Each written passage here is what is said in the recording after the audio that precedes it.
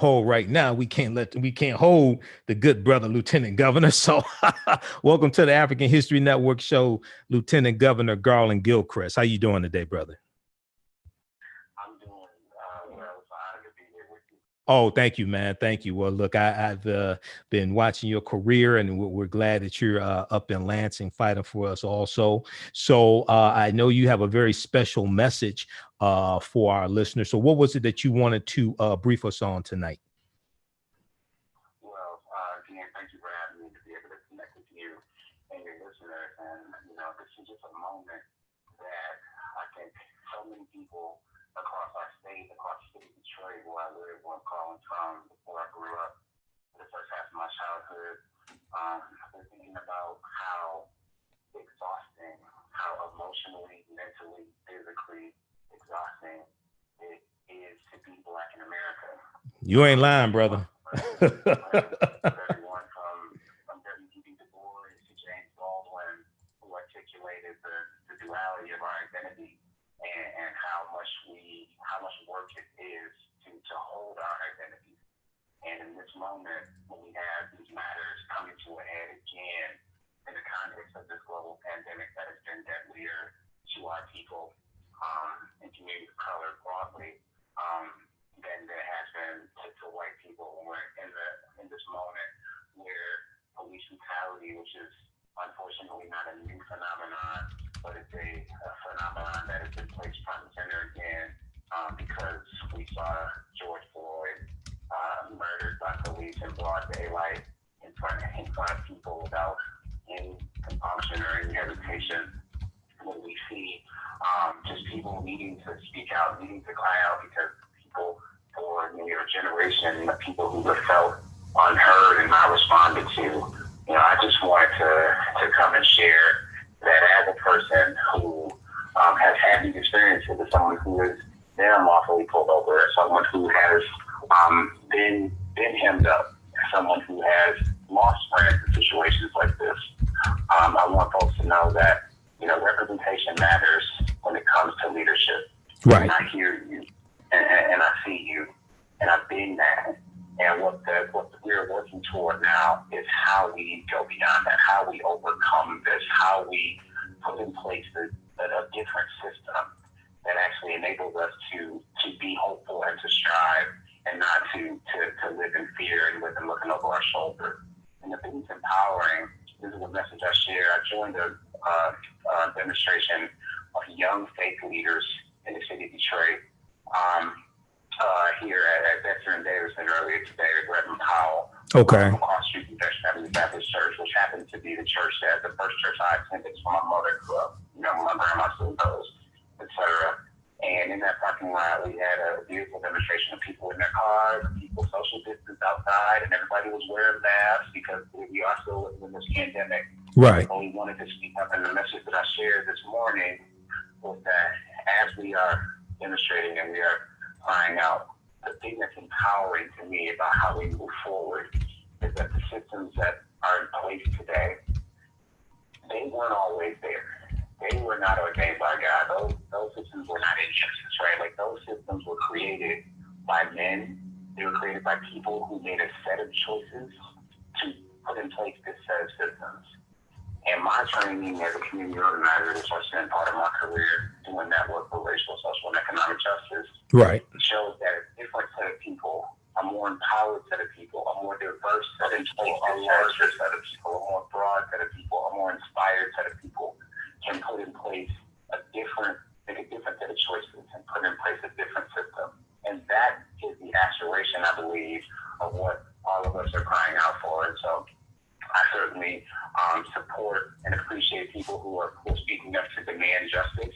I condemn those who are working to co-opt this call for justice in order to sow discord and destruction under the cover of a just fight. Exactly. We've had situations in Detroit, in Grand Rapids, where we've seen destruction that has not come for people who are seeking justice. There's come people who come to sow discord and are there for different reasons. They do not have the best interests of justice at their heart, and it's problematic, and it really angers me to my core to see people work to co-opt a movement that really is about the beautiful struggle that we all are working to get beyond. Exactly. Just one quick minute, Lieutenant Governor. Let me just let people know. Can you hear me? Can you hear me? Just let me know. People, we have people that just joined us, and we have people. I have 1 million followers on my Facebook fan page, the African History Network. So we have people around the world listening. So I'm speaking with Lieutenant Governor of the state of Michigan, Garland Gilchrist. That's who's speaking right now. Go ahead, Lieutenant Governor. Yeah, so I mean, I just wanted to share that. I mean, I think in this moment we are working to put in place structures in Michigan. I mean, here as Lieutenant Governor, tell me in my tenure after being elected to this position in 2018, we've been working to actually address poverty from the state level in a way that's never happened before by reorganizing state government's anti-poverty efforts to sharpen them.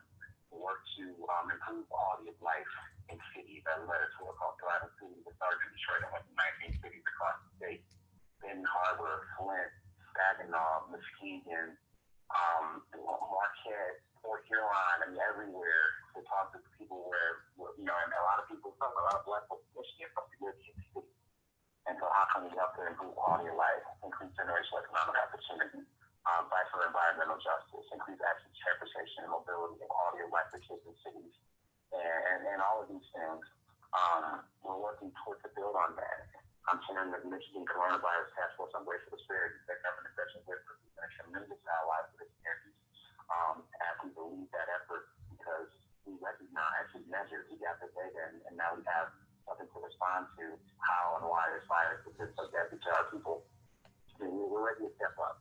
Right. This is a collective standing up and standing tall and communities, not just across Michigan, but this is a national and international. And we have brothers and sisters in Hong Kong who are protesting in solidarity and all around the world. And so I think in this collective moment, we need to recognize the power that we have. We need to recognize that we can build that power in a way that doesn't put us at risk when it comes to the coronavirus, that we're still trying to search for treatment and a vaccine for that we don't have. So we have to be careful. Right. Be careful with not being compromised power. So Let me ask you a quick question. I know you're short on time. What the state of Michigan was one of the first states to have the task force dealing with coronavirus and studying the health disparities, and African Americans make up about 40% of the fatalities in the state of Michigan.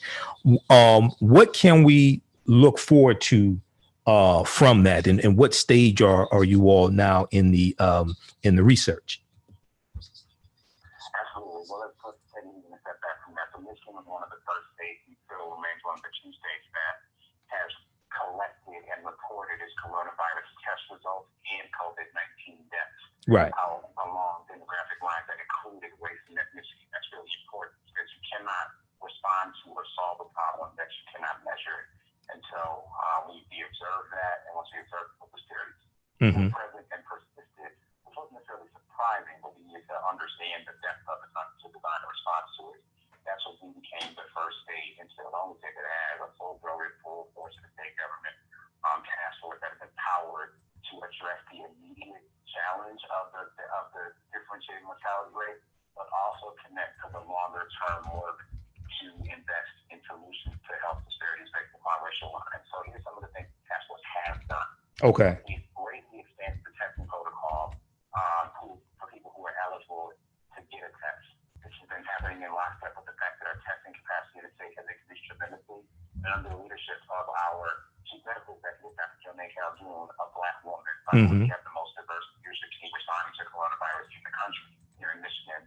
Dr. Calhoun, myself, and Governor Whitmer. And so she made it so that more people can get tested in more places. Today, I went to 2 additional new targeted due to the demographics of the neighborhood drive-through testing sites that are serving specifically communities of color and Black communities in particular, actually. In Albion and in Westland, the state of Michigan innovated this drive-through testing model that's been replicated across the country. And thanks to the task force and the members on it, we found a way to hotspot and target specifically where the testing capacity needs to go. So we're deploying that across the 6 new communities. Have those testing sites happen, and we tested more than 3,500 people that tested in those sites just in the last day and a half. So 3,500 people. Let me just repeat what you said. 3,500 people got tested when?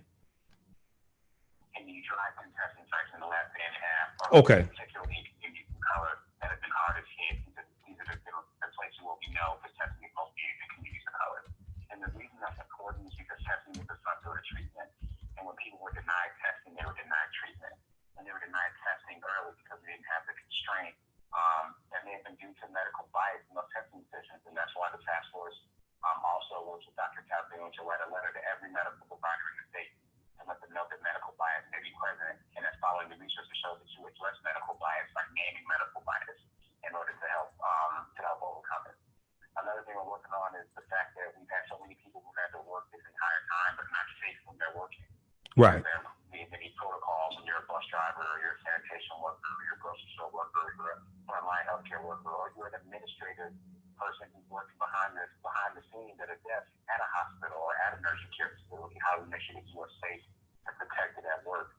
We're working on solutions to deliver food to people for whom it's hard to it's not safe for them to leave their homes to get food, or solutions for isolation for people for whom it's hard to isolate because you may live in a small place and only have one bedroom or one bathroom. Correct. They have a multi-generational hard to social distance. Household. So this is the infrastructure that we're putting in place with the task force, and really, it's frankly, it's work that isn't happening at that scale in other parts of the country, and so we hope that this is the national model. Okay, excellent, excellent. How can people get more information on all of this and the assistance? And I know there may be still people trying to apply for unemployment and things like this in the state of Michigan. What should people do? So for information about the pandemic in Michigan, people can go to michigan.gov/coronavirus. You'll see all the latest information and resources about the pandemic and how we are responding, the actions that we've taken, the information about the task force, the meeting minutes, and that video image, and all that stuff. You'll see that there. Michigan.gov/coronavirus. Michigan.gov/coronavirus. Yes, go ahead. That's right. For other services, michigan.gov/UIA is what people can go to apply for unemployment insurance. We have added a great deal of capacity. We have another 400 people that we're adding starting tomorrow answering the phones because so many people have had to file. Michigan has set up our system to be able to employ people, gig economy workers, and Uber drivers, or DoorDash delivery people, or whatever we set up. We're still one of the few states that has done that. We also are set up for people to be able to draw down the additional $600 per week from the federal government. And so we're asking people to please apply and know that you will get your full unemployment benefit that is retroactive to the date of your eligibility, not when you actually are able to get through the system. That's really important to make that. Say that again, because a lot of people don't know that. Say that again, Lieutenant Governor.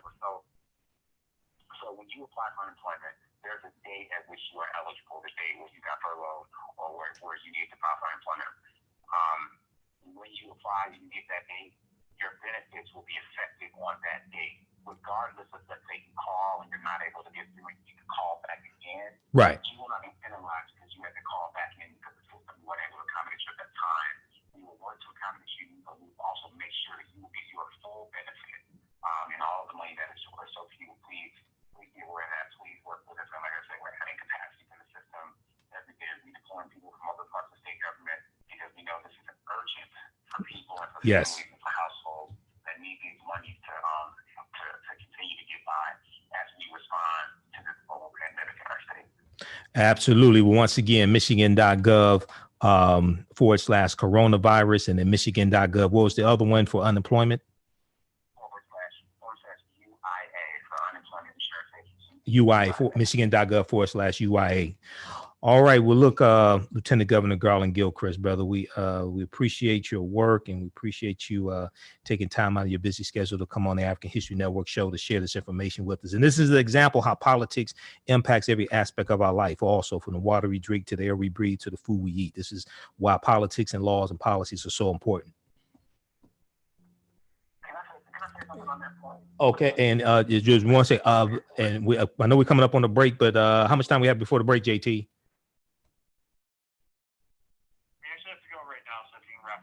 Okay, go ahead and wrap things up, Lieutenant Governor. Probably about a minute. Okay, just really quickly, everything that we're dealing with, as you pointed out, are the consequences of politics, the consequences of not participating in census, and all these sorts of things. That's what you just said is really important. I want to make sure that this is not the moment for people to be disengaged in any decision-making process or any political process. So everyone, please step up and count And the census. Fill out the census form too. Okay, brother. Take care. Have a good night. Okay. All right. Thank you. God bless you. Stay safe. All right, brother. Peace. All right, you listen to the African History Network show right here on 910 a.m. the Superstation, the Future Radio. I'm your host, Brother Michael Imhotep. We'll be back in a few minutes. Okay, stand by, everybody. That was we're on commercial break. That was Lieutenant Governor Garland Gilchrist of the state of Michigan. So I had to get that, had to do that interview. He wanted to come in at the top of the show. We're on 910 a.m. the Superstation WFDF. I've been doing radio here in Detroit for 4 years. So I don't just broadcast here on our Facebook fan page, the African History Network, and my YouTube channel, Michael Imhotep. We're broadcasting on real radio in Detroit, not internet radio. This is terrestrial radio with the FCC license. 9:10 a.m. Superstation WFDF here in Detroit. So I got the call from the station manager this evening that Lieutenant Governor Garland Gilchrist, who's an African-American man, wanted to come on my show tonight and talk about what's going on. Okay, so we're on commercial break. We'll be back in a couple of minutes. Everybody share this broadcast on your Facebook page. Invite your friends to tune in. When we come back, we'll deal with George Floyd and the virus of racism, Donald Trump, the fear of the browning of America. We're going to deal with a lot. I got a ton of information. I have 3 pages of written notes. We're going to do an update on what's going on right now. The protests taking place, the curfews in place. There's a curfew in the city of Detroit for 8 p.m. because of what happened the Friday night and Saturday night here in the city of Detroit with the protests and things like this. And we have a lot of people coming from outside of the city of Detroit, outside the state of Michigan, protesting and getting involved in violent protests, getting involved in trying to smash windows, things like this. And people in Detroit who are activists and protesters, they're saying, wait a second, hold on, we're not trying to do all this. What are you doing? Welcome back to the African History Network show right here on 910 a.m. the Superstation, the Future Radio. Hey, I'm your host, Brother Michael Imhotep. It is Sunday, May 31st, 2020. And we are live. I just finished speaking with Lieutenant Governor of the state of Michigan, Garland Gilchrist. So we had that interview. Sorry for those watching on Facebook Live and YouTube. It's a little hard to hear. I had him on speakerphone. We'll try to re-air the interview later that's more audible. But welcome to tonight's show. Look, we have a lot going on, and I have a ton of information to share. And at the same time, I don't want this show to be all doom and gloom. I really, really don't, because this is the first time I've spoken. This is the first time I've spoken publicly about the murder of George Floyd. Okay. And a lot of it had to do with the fact that I was too angry to speak publicly. Okay. So let's do this. Get your pens and pads ready. I'm going to deal with a lot of information. I'm going to switch back and forth between my handwritten notes because I have 3 pages of handwritten notes. And I've got about, 40 articles and about 6 video clips. Okay. So let's do an update on what's taking place right now. I've been reading the updates from the Washington Post, and I've been posting some articles. Follow us on our Facebook fan page, The African History Network, The African History Network, and my YouTube channel, Michael Imhotep, IMHOTEP. So government officials, law enforcement officers, and protesters in cities across the United States are preparing for a 6th night of mass demonstrations after George Floyd, an African-American man, was killed in police custody in Minneapolis, Minnesota on Memorial Day 2020. Now, we know it was a heinous, gruesome killing. His humanity was not respected. This ties right into white supremacy and racism. One of the things I'm going to do tonight is give you a historical working definition of racism, because unfortunately, many people don't understand what racism is. All right, let's continue. So peaceful protests began in the Twin Cities and rapidly spread to metropolitan areas across rural and urban America, escalating in numbers and force as some demonstrators and law enforcement officers began to clash. The National Guard was mobilized, buildings were burned, and businesses looted. Civilians have been placed under curfew by government officials and fired upon with rubber bullets, pepper pellets, and tear gas by authorities in riot gear. Hundreds have been arrested. Now, there was one article from the Washington Post that talks about how at least at around 8 p.m. Eastern Standard Time this evening, police had arrested 2,564 people in 24 U.S. cities over this weekend, according to a tally by the Washington Post. Nearly a fifth of those arrests were in the city of Los Angeles. Charges including violating curfew, but also burglary and damaging property. On Sunday night, May 31st, 2020, protests and arrests could escalate as cities increasingly enforce curfews and set them earlier. Now, as Attorney General of the state of Minnesota, Keith Ellison, has talked about, as former assistant FBI director Frank Figliuzzi, who's a contributor to MSNBC, as he's talked about as recently as today, and others, there is another force that is interjecting themselves into these protests all across the country. It is a white supremacist force. And then also you have anarchists and things like this who are coming in to purposely do destruction. They're not part of the main protesters who are angry about what happened to George Floyd, or angry what happened to Ahmaud Arbery, or angry about what happened to Breonna Taylor and things like this. It's another force that is using the anger, the justified anger of African Americans, as a cover to come in and disrupt, do destruction, agitate, well, not agitate, to really force confrontations with police and things like this. And you have protesters on the ground saying, we don't know who these people are. You have protesters on the ground saying, wait a second, this is not what we're about. We don't know who these people are. Then you have other people who are coming in, don't live in these cities, don't live in the city of Detroit, coming in just wanting to start stuff. They may not be anarchists. They may not be white supremacists, things like this. They just come in. You know, there was an incident. You know, now Pastor Mo, whose show comes on after mine, listen to Pastor Mo. I know he's going to talk about this.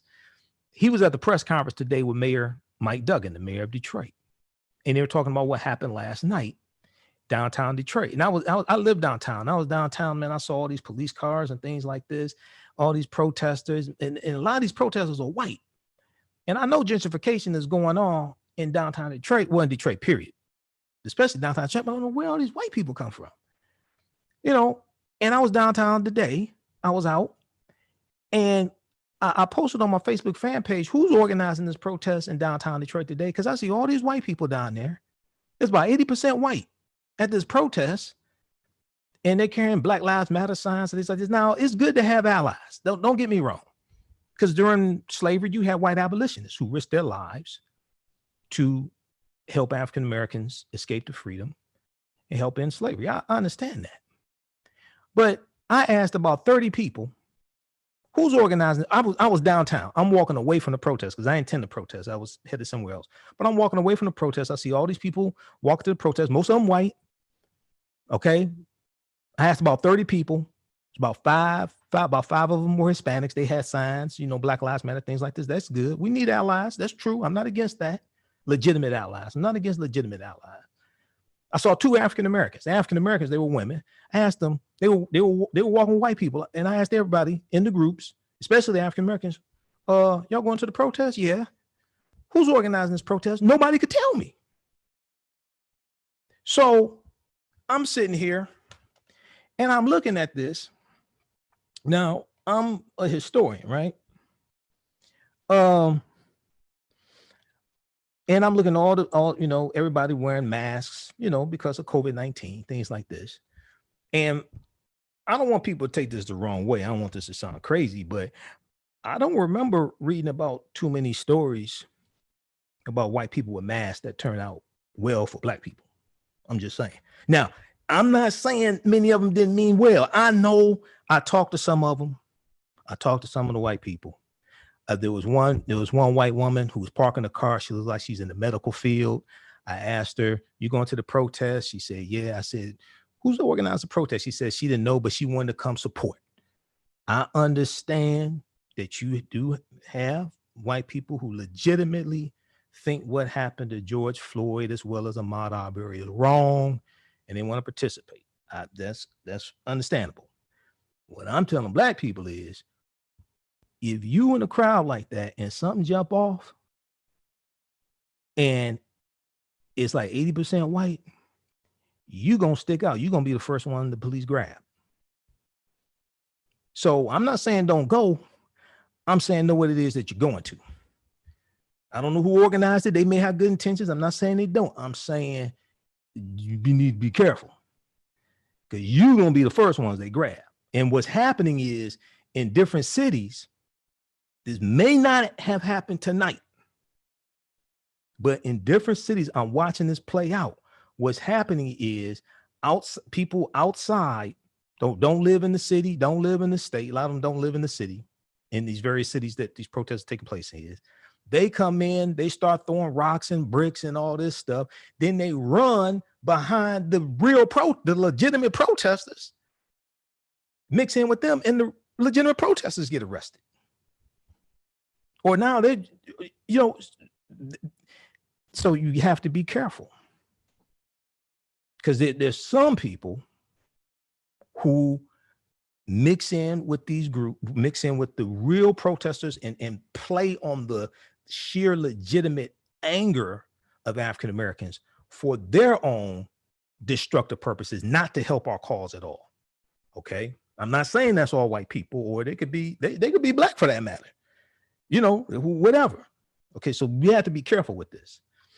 And I've posted articles dealing with this on my Facebook fan page, the African History Network, as well. So let me try to get through this stuff as best I can, because I have a ton of information here. And for some of this, I'm just going to give you the names of articles for you to go read this yourself for the sake of time. Okay. All right. How's everybody doing? Actually, there's one from BuzzFeed.com, Black protesters, BuzzFeedNews.com, Black protesters who want to demonstrate peacefully are calling out white people who instigate violence. Okay. And I'm seeing a number of things dealing with this. Okay. Now, I think it's important to make a distinction between lawful protests and peaceful protests. Okay. I don't like using the term peaceful protest. I like using the term lawful protest. What I mean by that is you can protest and be loud and still be lawful, not breaking any law. You don't have to protest and be silent, because a lot of times when some people, not all people, a lot of times when people say peaceful protests, a lot of times they want black people to suffer in silence. You can be lawful. I'm not telling people go out and break the law with protest. You can be lawful, but still be loud. You don't have to be silent. Okay. So because sometimes the term peaceful protest is used as duct tape to symbolically put on the mouths of protesters, because they want black people to suffer in silence. Black protesters who want to demonstrate peacefully are calling out white people who instigate violence. Quote, when we aren't asking people to destroy things in our name and people do it anyway, we know that is something that's going to blow back on us, one black activist told BuzzFeed News. Read this article. This is from May 30th, 2020 by Clarissa Jan Lim, Janlim. Tay Anderson wanted Friday's protests against police brutality in Denver, Colorado to be peaceful. Quote, we ask people throughout the day, please do not deface property. Please do not destroy stuff, because we're not asking you to do that, end quote. Tay Anderson, who's a Denver school board director and activist, told BuzzFeed News. Still, with hundreds taken to the streets for the second day of demonstrations against the killing of George Floyd, an African-American man who died after Minneapolis police officer Derek Chauvin put him in a knee chokehold, had his knee on him for almost 9 minutes, just cruel and inhumane. He wouldn't do that to a dog, at least I don't think. You know, who knows, but I don't think Derek Chauvin would treat a dog like that. But for the second day of demonstrations against the killing of George Floyd, there was vandalism and clashes with Denver police, who fired tear gas and flashbangs into the crowd.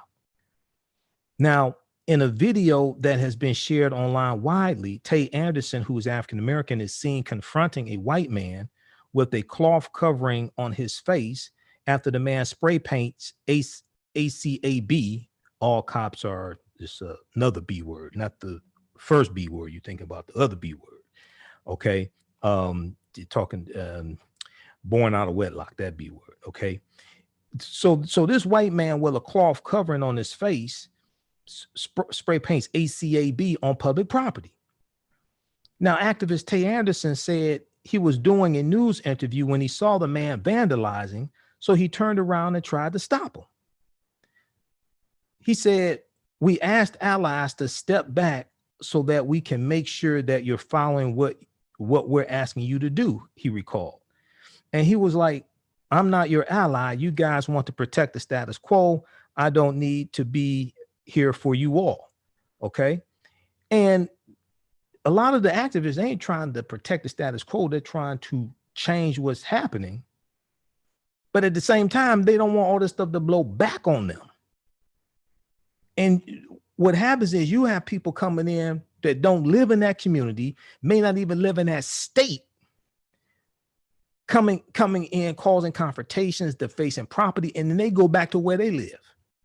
And then you have to deal with the repercussions. So we have to be careful. We have to be strategic with this and careful with this.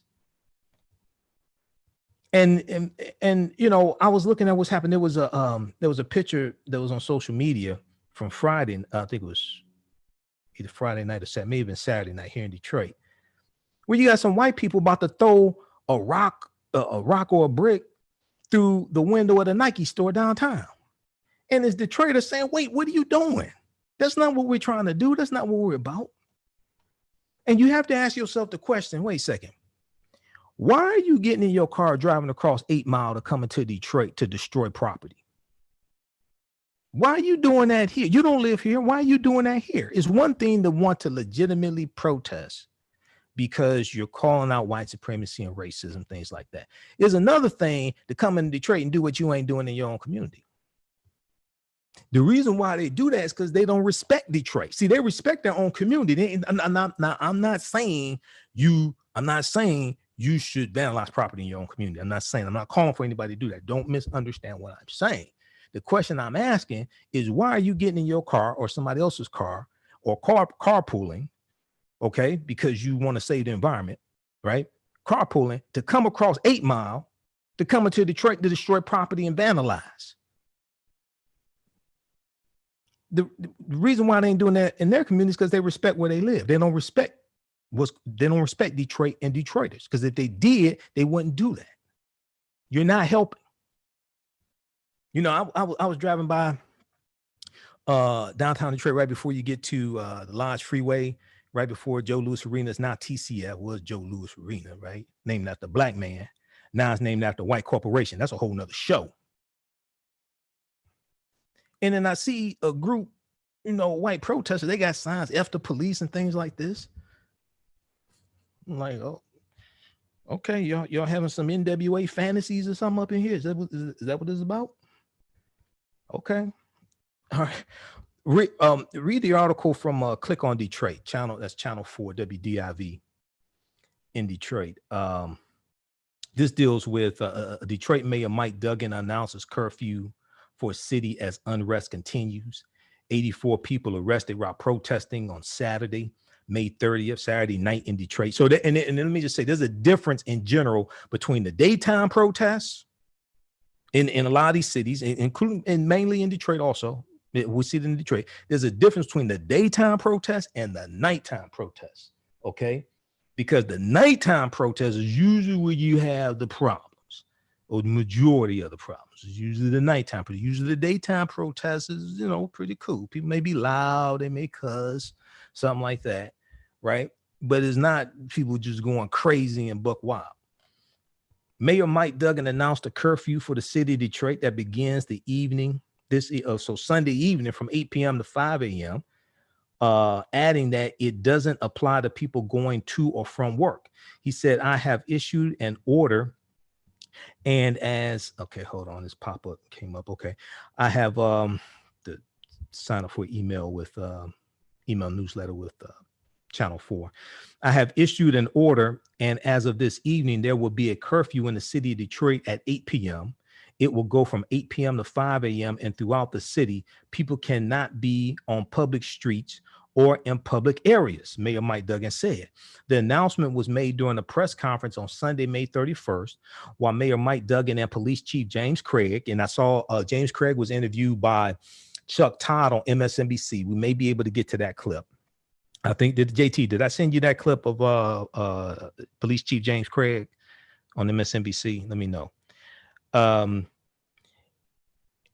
police chiefs across the country have denounced what Officer Derek Chauvin and the other officers did, but especially Derek Chauvin with his knee on George Floyd's neck. They called it murder. Police chiefs across the country, including our own Police Chief James Craig of Detroit Police Department. Okay. So the announcement was made during a press conference Sunday while Mayor Mike Duggan and Police Chief James Craig were providing an update regarding the recent unrest and protests over the death of George Floyd. Quote, if you come to Detroit and commit criminal acts, you will be arrested, end quote, said Police Chief James Craig speaking at the press conference on Sunday. Demonstrators plan to protest at Detroit Public Safety Headquarters beginning 4 p.m. So that was taking place before at Sunday. I think maybe that's what I saw, one of the protests. I think that's what I saw. I still don't know who organized it, though. If you are worried about how to get to or from your job tonight, DDOT buses will still be running, Mayor Mike Duggan said. Okay. Now, on Friday, Duggan says the curfew is not intended for city residents. He said the curfew is not intended for city residents. On Friday and Saturday, the majority of protesters participating in demonstrations were from cities outside of Detroit. On Friday night, 60 people were arrested while protesting in downtown Detroit. That number increased to 84 arrests Saturday night. Mayor Mike Duggan and Police Chief James Craig also addressed the unrest Saturday at a press conference. All right. And, read the rest of this article. This reminds me, there was a report from the Metro Times. Metro Times is a news publication here in Metro Detroit. There was one from about maybe 7-8 years ago. And it was called, I think it was called Who's Buying Sex in Detroit? Something like that. Who's Buying Sex in Detroit? And what they did was they looked at the people who were coming into Detroit buying prostitutes. And a lot of times they buy drugs also. And they said from the reporting, it's like about 50% of the people had addresses outside of Detroit, didn't live in Detroit. Cars registered outside Detroit, addresses outside. They didn't live in Detroit. They're coming into Detroit to commit crimes. Now, people may say, well, hey, they're just buying drugs, the picking up prostitutes. They're not killing anybody. That's true. They're not killing anybody, but they're contributing to nuisances. Okay. And this takes me back to the great Mayor Coleman Alexander Young. When he became mayor, took the oath of office January 1974, he told the drug dealers and the pushers to hit 8 Mile. So for those that don't know, because we have people all across the country, 8 Mile is the border of Detroit. The 8 Mile road is the border that separates Detroit from the suburbs. Okay, especially at that time, they were largely white suburbs. Now they're more, integrated. And if you saw the movie 8 Mile about Eminem, that's where 8 Mile comes from, 8 Mile Road. Okay, that's what that is. But you have to wonder, say, why are you crossing 8 Mile to come into Detroit to do all this? Okay. All right. Okay, so let's continue. All right, because I don't have a whole lot of time here, and then we'll probably continue after after we do 2 hours here on 9:10 a.m. Superstation. We're going to continue some of my social media platforms for a little while longer. We'll see how much energy I have tonight, because this has been a very busy and trying week. Okay, I'm just saying. All right, so let's continue with the update of what's going on here. So almost a week after George Floyd's death on Memorial Day, it remains unclear whether tensions nationwide are calming or escalating. Now, in times like this, you need real leadership coming from the White House. We don't have real leadership coming from the White House. We have a 2-year-old throwing temper tantrums on Twitter. We have a 2-year-old throwing temper tantrums on Twitter and instigating. Okay, and this ties into history. This fool, and I swear to God, I warned people about this idiot in 2016, and y'all didn't want to listen to me. You wanted to do economic empowerment, invest in the stock market and all this stuff. And I said, that's fine. And you still need to take your black ass out and vote, because you don't understand politics is the legal distribution of scarce wealth, power, and resources, and the writing of laws, statutes, ordinances, amendments, and treaties, the adoption, interpretation, and enforcement. And what Trump has done is reverse the policies that the Obama administration put in place to deal with policing. Trump has reversed that, and the Trump administration has taken largely a hands-off approach to policing. This is what I was explaining to people in 2016. And now you see what I'm talking about. Trump ran on a platform of law and order. It wasn't just immigration and build the wall. If you go back and listen to him, and I was doing nationally syndicated radio 5 days a week in 2016. I was covering this daily. I wasn't only doing nationally syndicated radio. I was also doing radio here in Detroit on 9:10 a.m. the Superstation 2 days a week. The morning show Thursday mornings. I was on the morning show, and then doing my show Sunday night. I'm reporting on this stuff daily. And I remember vividly, news1.com has this article where Mike Pence, who was the governor of Indiana, he was running as vice president. Mike Pence was asked a question, and Mike Pence said, Donald Trump and I think that there is too much talk about implicit bias in policing. We need to stop talking about that. Really? That's what you think, Governor Mike Pence?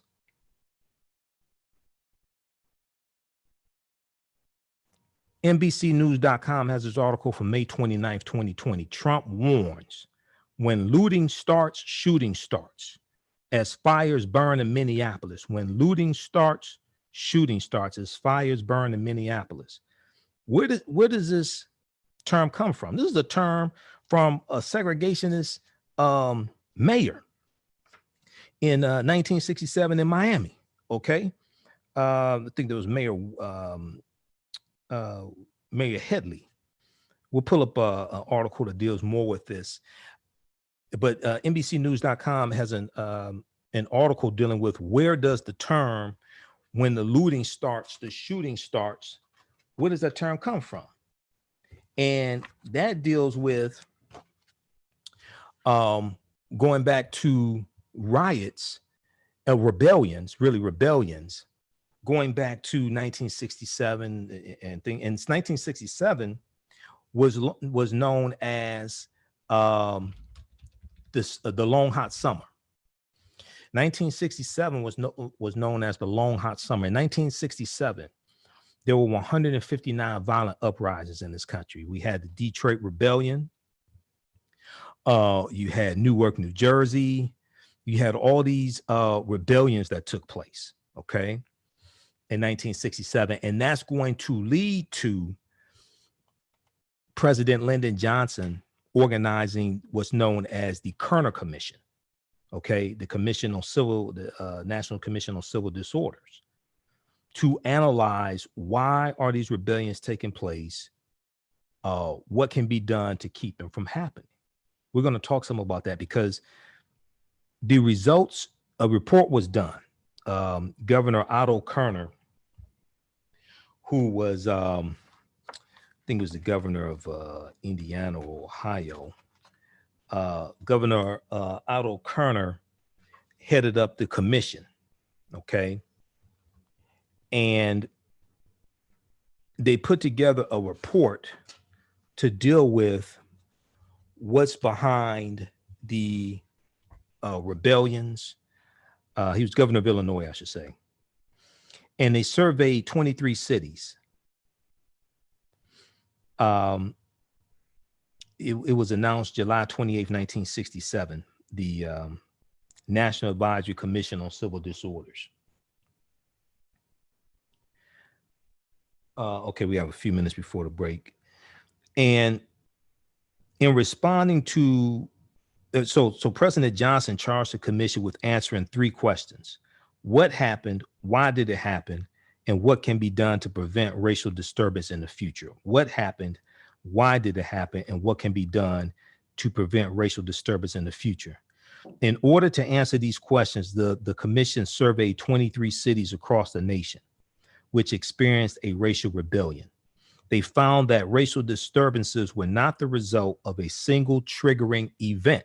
It's just like today. It's just like today, because what caused these rebellions in 67 and 68, because that was not adequately addressed by the federal government, is not going to be adequately addressed by economic empowerment. Economic empowerment can play a part.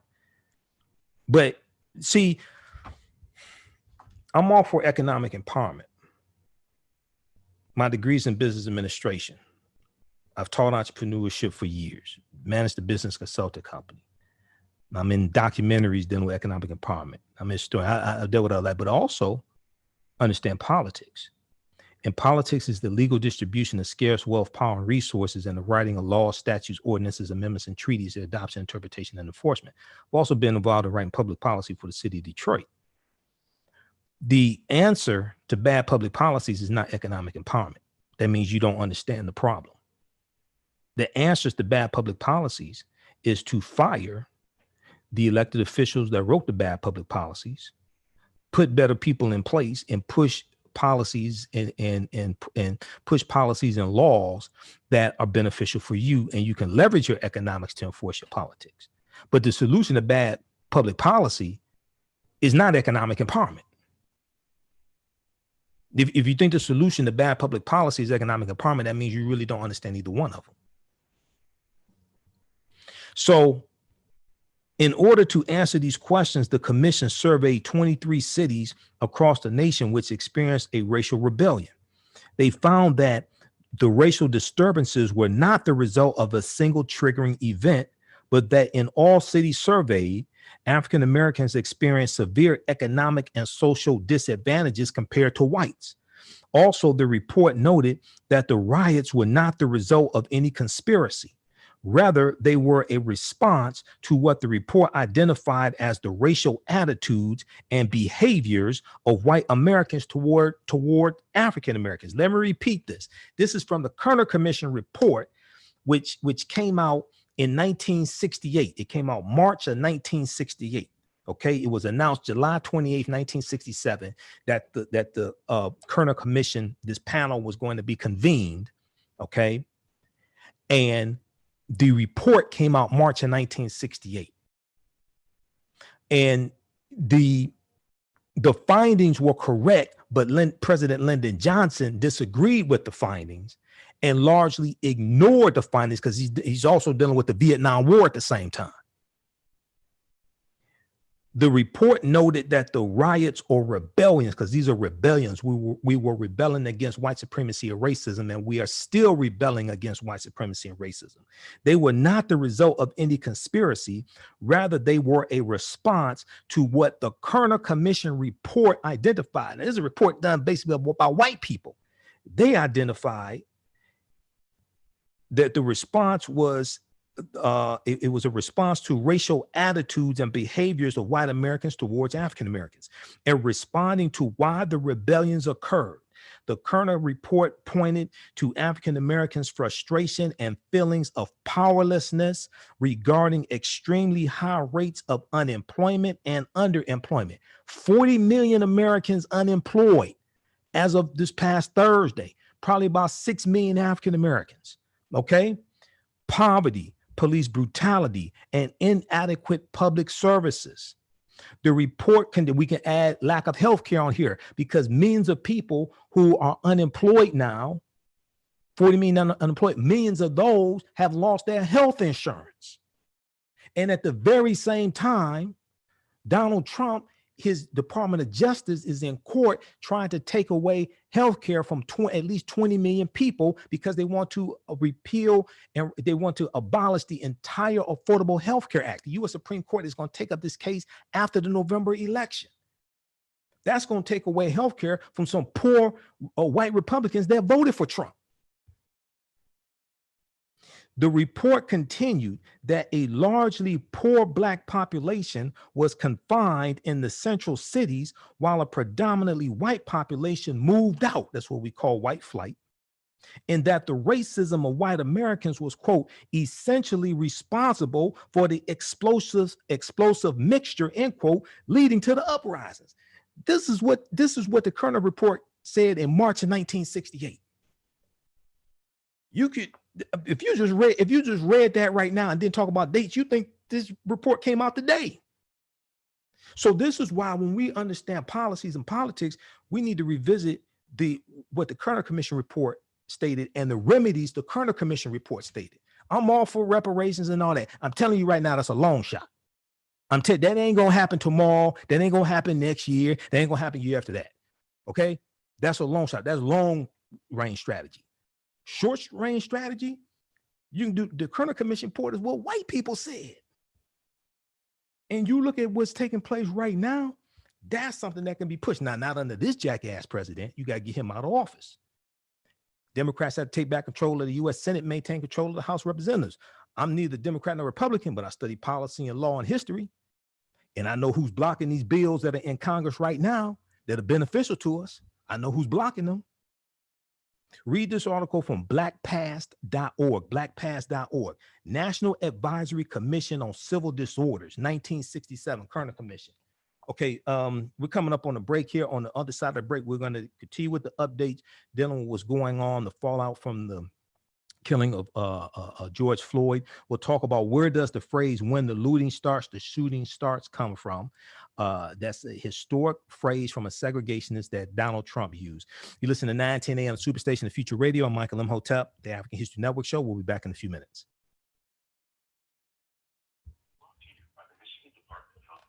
All right, stand by. One commercial break, everybody. Stand by. All right, how's everybody doing? Just bear with me. I got a ton of information here. Okay, just bear with me. I'm gonna try to get through as much of this as I can. If you like this type of information, you could donate to the African History Network, paypal.me/the AHN show, paypal.me/the AHN show. Okay, how's everybody doing tonight? How you all like this type of information? Hopefully you're taking notes.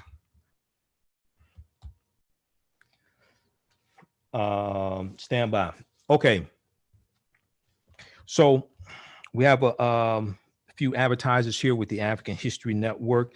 A lot of people are looking for healthy products today, and sageandelmapothecary.com can help you with that.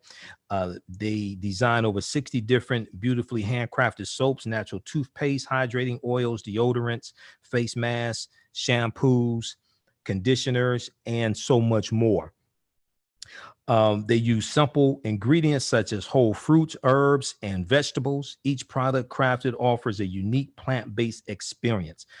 For more information, visit their website, sageandelmapothecary.com, APOTECARY, sageandelmapothecary.com, and use promo code AHN Spring 20, AHN Spring 20 to get 20% off your order. All right, so a lot of people are still practicing social distancing. A lot of people are still on quarantine in some degree. And summer is coming quickly and you want to get in shape. Well, SheRanHerselfFit.com, SheRanHerselfFit.com can help you with that. Now, She Ran Herself Fit is an apparel brand and can be purchased at the website SheRanHerselfFit.com. The owner of She Ran Herself Fit, her name is Felicia. Felicia lost over 200 pounds by changing her diet and running. Running may not be your motivation. It may not be your fitness activity, but you can find what is your fitness activity and get in shape. She ran herself Fit is a brand that promotes women living a healthy lifestyle by making small sacrifices in your daily routine and changing your diet. You can combat many of the different diseases that are prevalent in the African-American community, like diabetes, high blood pressure, heart disease. Visit their website, sheranherselffit.com, sheranherselffit.com, and let them know you found out about this from the African History Network. Okay, everybody stand by. Hey, if you like this type of information, you can donate to the African History Network, $ the AHN show through Cash App and paypal.me/the AHN show through PayPal, paypal.me/the AHN show through PayPal. Okay, stand by. We're coming back from the break.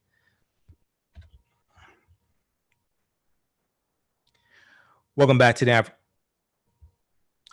African History Network show right here on 910 AM, the Superstation, the Future Radio. Hey, I'm your host, Brother Michael Imhotep. It is Sunday, May 31st, 2020.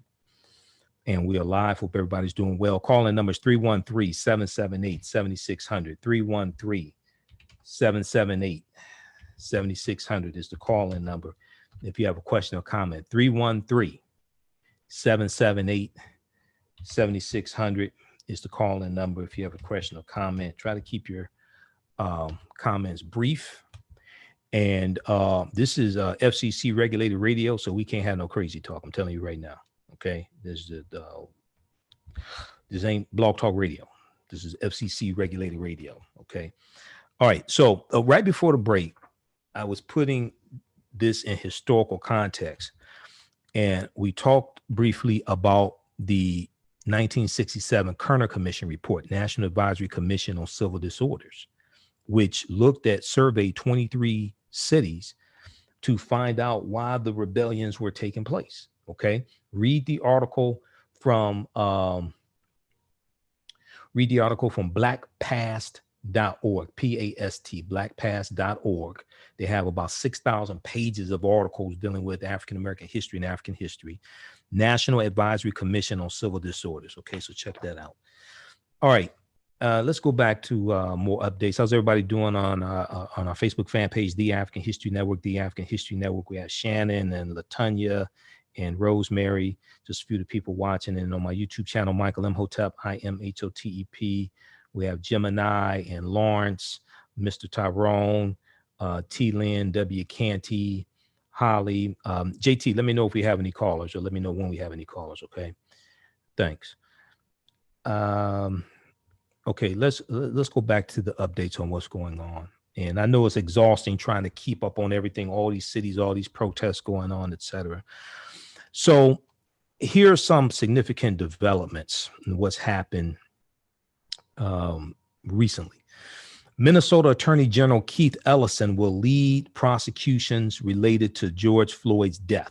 Governor Tim Walz, W-A-L-Z, who's a Democrat, announced this on Sunday, May 31st.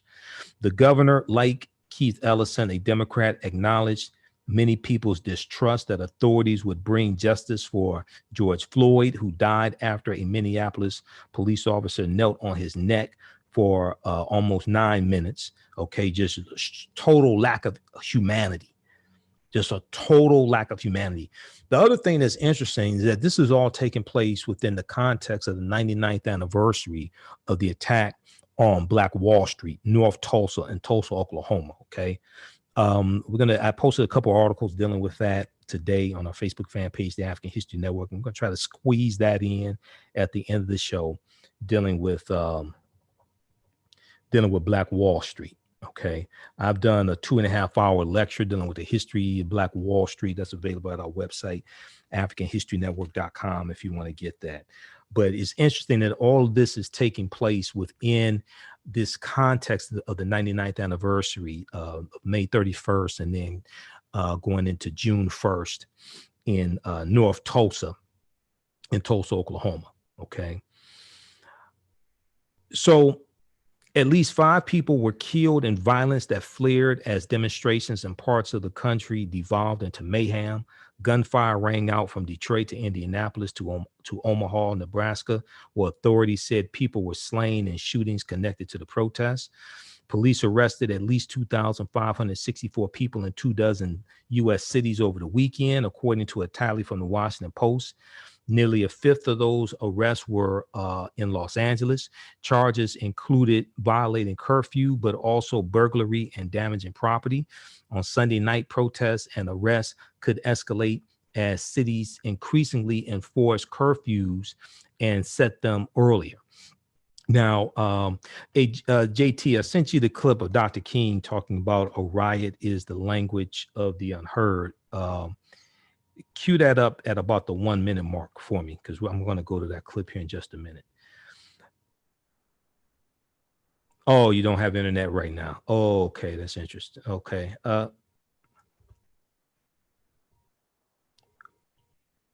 Okay, hopefully about 15 minutes, internet will be back up at the radio station. Okay. All right. I'm trying to see if I can play it. I can play it from my I was trying to see if I can play it from my end, but okay. All right. Arizona is enacting a statewide curfew at the request of local leaders. Governor Doug Ducey, Republican, announced Sunday as dozens of major cities try similar measures to maintain order and protests that have erupted into chaos at night. Thousands of National Guard troops have been activated in 26 states and the District of Columbia. We know in the state of Minnesota, for Saturday going into Saturday night, the governor activated 13,000 National Guard troops. That's the first time they've activated all the National Guard troops since, I think they said, either World War I or World War II. On Sunday night, protests and arrests could escalate as cities increasingly enforce. Okay, I've said it. A driver who barreled his tanker truck toward protesters filling Minneapolis I-35 highway has been arrested. Police said the trucker sent crowds running, but police said did not appear to hit any of the thousands who had gathered. We also saw that 2 HBCU students were maced by police in Atlanta, and they were fired. I posted an article dealing with this. It's all types of craziness taking place. Okay, now it's not. I'm not saying it's every city, and I'm not saying every protest there's craziness taking place in every protest. That's not what I'm saying. Okay, but I am saying we keep seeing these incidences like right now taking place this weekend. Okay, so this is crazy. 2 police officers fired after HBCU students shocked, dragged from car amid protests. All right, so read the articles that I post on my Facebook fan page, the African History Network. I can't get through all this information here, but I'm at least going to try to give you the names of some of these articles so you can research this. You read these yourself. This is from HuffingtonPost.com. 2 police officers fired after HBCU students shocked, dragged from car amid protests. 2 young Black people were violently arrested in Atlanta as demonstrations sparked by George Floyd's death unfolded nationwide. Atlanta moved quickly Sunday to immediately fire 2 police officers involved in the violent arrest of 2 young African Americans who were roughly dragged from a car and apparently shot with stun guns as anti-racism protests erupted across the nation. The ugly confrontation was captured live on video by CBS Channel 46 Saturday as a group of officers suddenly stormed a car with the 2 college students inside. City and police officials spent the day studying the body cams of the officers involved after Atlanta Mayor Keisha Lance Bottoms, who would make a fantastic vice president. I'm just saying. Okay. I'm just saying. After she said she saw the disturbing video, she announced at an evening press briefing that 2 officers would be fired immediately and 3 officers would be assigned to desk duty pending further investigation. She said, quote, "There clearly was an excessive use of force. We understand that our officers are working very long hours under an enormous amount of stress, but we also understand that the use of excessive force is never acceptable, end quote. Read the rest of this article here. That's good. They need to be fired. I don't know if they're going to be prosecuted, but they definitely needed to be fired. Okay. All right, let's continue here. So we'll post that link here. That's from Huffington Post. Let's go back to these updates. Now, attorney Benjamin Crump, who is representing George Floyd's family, on Sunday denounced the violent actions of some protesters, but he said on CBS News, Face the Nation, quote, many elected officials have to understand that is not these protesters that are starting these fires across America. It is police brutality and a racist criminal justice system.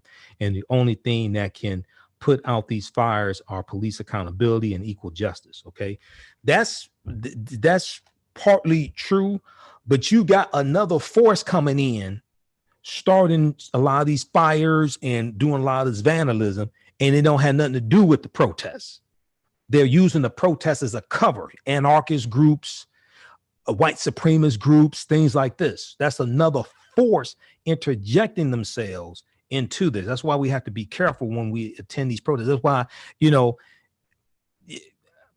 if I go to a protest, I need to know who the hell is organizing this protest. I know people who organize protests here in Detroit. I need to know when there's people coming from outside. I'm not talking about the NAACP national chapter, National Action Network, things like that coming in, organizing protests. I'm talking about people you ain't never heard before, gonna come in Detroit and organize us to do what?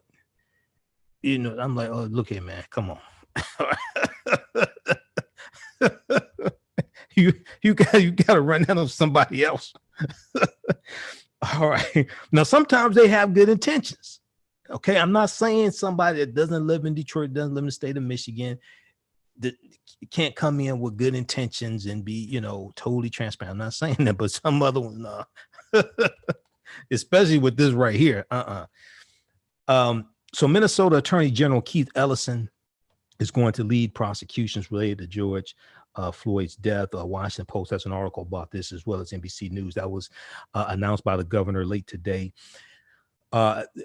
Keith Ellison is African-American, former representative from the state of Minnesota.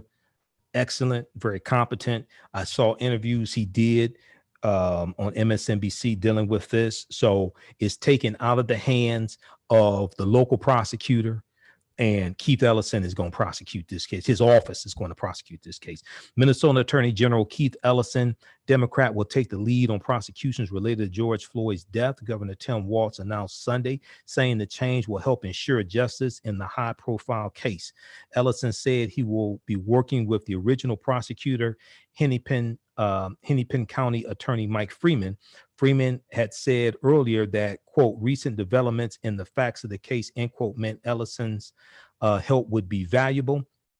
Governor Walz acknowledged Sunday many people's distrust that authorities would bring justice for George Floyd, who died after a Minneapolis police officer, Derek Chauvin, knelt on his neck for about 8 minutes. And we know George Floyd repeatedly said, "I cannot breathe," before going limp as bystanders protested. Just total lack of humanity. Okay, just like with Eric Garner. Okay, now one of the things that at least was good that happened here is that the day after this took place, the 4 officers were fired, because when you look at Eric Garner, Officer Daniel Pantaleo, it took 5 years for him to be fired, and he was not prosecuted. The grand jury found that there was no grounds to prosecute, okay? Because it was basically white people on the grand jury, and they said, oh, you know, he didn't mean it. He's just trying to protect us from those people. You know, this is what happened. So this is why I know there are a lot of people, when I heard the charges of third-degree murder, I have been doing radio for 10 years. I've covered dozens of police shootings, things like this, read police reports, read transcripts of trials, etc. I don't get caught up on the charges, and it should have been first degree. Why is it third degree? The reason why, and before it was announced that he was going to be handling the prosecution, Attorney General Keith Ellison of the state of Minnesota talked about how hard it is to prosecute and get a conviction on police officers, especially if you got a predominantly white jury. Even if you have videotape, so what? After, I'm telling you, it's extremely hard. When you deal with first degree murder, the burden of proof is on the prosecution. You have to prove beyond a reasonable doubt to 12 jurors that they intended to kill him. Now, you and I may believe that they intended to kill him, but you have to prove it based upon the evidence beyond a reasonable doubt to 12 jurors. It's a good chance you're talking about Minneapolis, Minnesota, and Minneapolis is 63% white. It's a good chance the majority of the people on the jury are not going to be black. So third degree murder, the burden of proof is easier to prove. The goal is get a conviction, because I'm telling you right now, Paul Butler, and I got a clip from Paul Butler. I don't know if we'll be able to play it. Paul Butler has been interviewed a number of times on MSNBC, former federal prosecutor.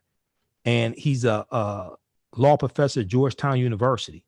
And Paul Butler is correct. He said third degree murder, based upon what we're dealing with, third degree murder would be the correct charge. It's too hard to prove first degree murder. He said this is a case that the prosecution has to win.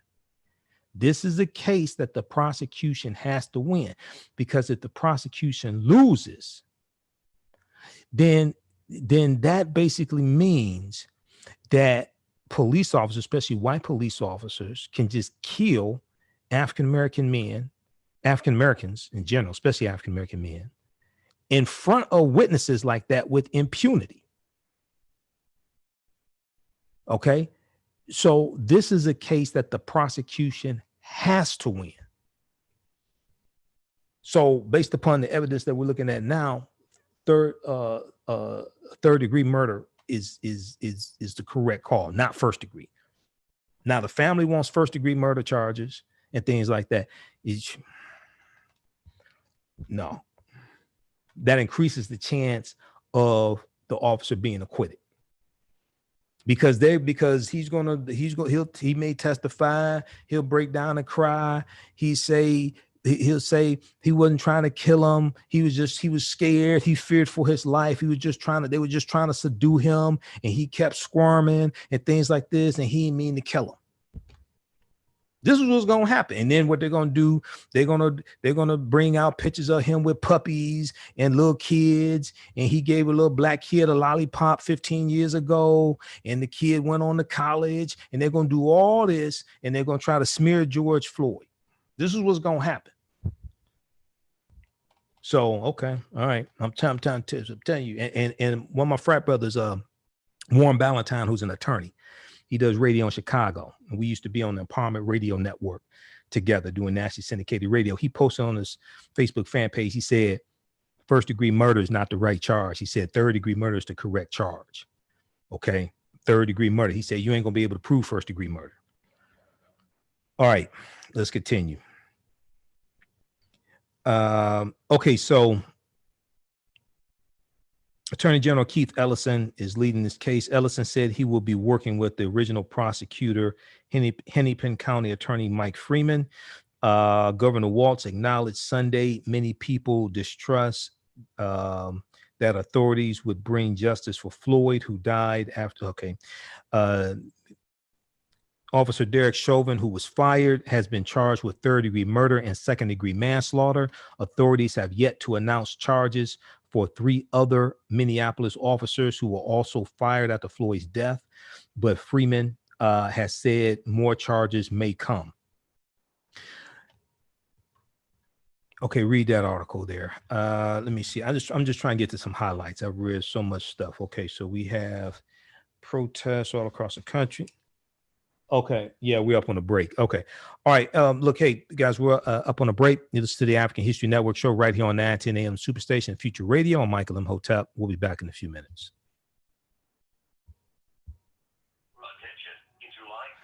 All right. We're on commercial break. Stand by, everybody. When we come back, I want to get into some history here. And I want to deal with the history of this term. I want to deal with the history of this term, when the looting starts, the shooting starts. Then I'm going to break down from a historical perspective, white supremacy and racism, what it is and how it works. Okay, just a second. Let me look at some of this stuff I have highlighted. 2 officers have been fired. We did that. Police are marching. Okay. Have notes laid out. I want to make sure I get through some of this stuff here. Okay.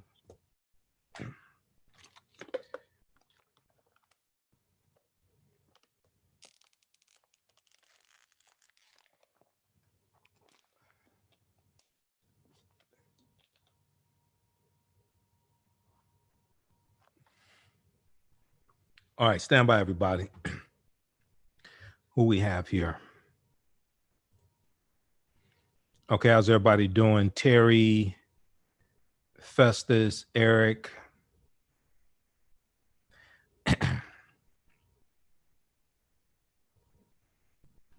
Eric, what's taking so long for the other officers to be charged? I'm not necessarily sure, but I've studied dozens of police cases. I'm somebody because I focus on getting the actual conviction. If it takes 5 days, 10 days, I'm somebody, I don't get bent out of shape if it takes extra days to indict the other ones. Okay. All right. Welcome back to the African History Network show right here on 910 AM, the Superstation Future Radio. I'm your host, Brother Michael Imhotep. It is Sunday, May 31st, 2020. We're live. Calling numbers 313-778-7600, 313-778-7600. It's the call-in number if you have a question or comment. During the break, I was talking to people on my Facebook fan page, the African History Network. Somebody asked what's taking so long for the other officers to be charged. I think with Attorney General Keith Ellison on the case, they'll be charged very quickly. But at the same time, I can't stress this enough. I've been doing radio 10 years. I've covered dozens of police shootings. I've read police reports. I've read transcripts of cases dealing with police. I focus on the conviction. That's what I focus on. All this other stuff, how long it takes to charge the police, and they're out on bail. The bail wasn't high enough. What I focus on is the conviction. All that other stuff, I'm serious. I really don't worry about that because I've seen cases just like Officer Yanez with Philando Castile. We thought he was going to be convicted. Officer Yanez was going to be convicted. No, he wasn't. Eric Garner case is on video. Okay. Officer Daniel Pantaleo killed Eric Garner, choked him. That's what led to him. Eric Garner was, even though he had pre-existing conditions, people could argue that white supremacy and stupidity is a pre-existing condition. But we do know Eric Garner was walking and talking before he was choked. Okay. And when it went to the grand jury and that area, that city or whatever it was, where they pulled the grand jury from, you had a lot of retired police officers there. It was a largely white community. They saw the video and they said, oh, it's terrible that he died, but the officer didn't do anything wrong. So I focus on the conviction. All the same thing with Amber Geiger. All right. What's taking so long for being arrested? Look, I don't give a damn about none of that stuff. I'm serious. I don't. Because I've seen cases where we thought the officer was going to be convicted and he wasn't. So that's what I focus on, whether it take 5 days to be charged, 10 days, whether they get out on bond, all this stuff. Prosecute this case properly and put their asses in prison, period. That's what I focus on. All right, let's continue.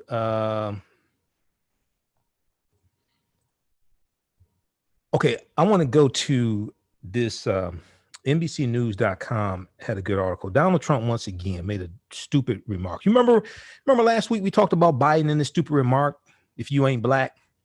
Now, okay, okay, now let's keep it 100. Based upon what's happened in the past week, if you look at Trump's record and you look at Biden's record and your ass still confused, you probably ain't black, you're probably white. Let me repeat that again. This ain't a you ain't black if you don't vote for him. No. Listen to what I just said. If you look at Trump's record and you look at Biden's record, if you look at Trump's policies, you look at Biden's policies, and each week we're going through breaking down Biden's agenda for Black America. We already went through and broke down Biden's policies. I did that April 26th and March 10th. Go back and watch those broadcasts. 2020. If you look at Trump's record, you look at Biden's record, you look at Trump's policies, you look at Biden's policies.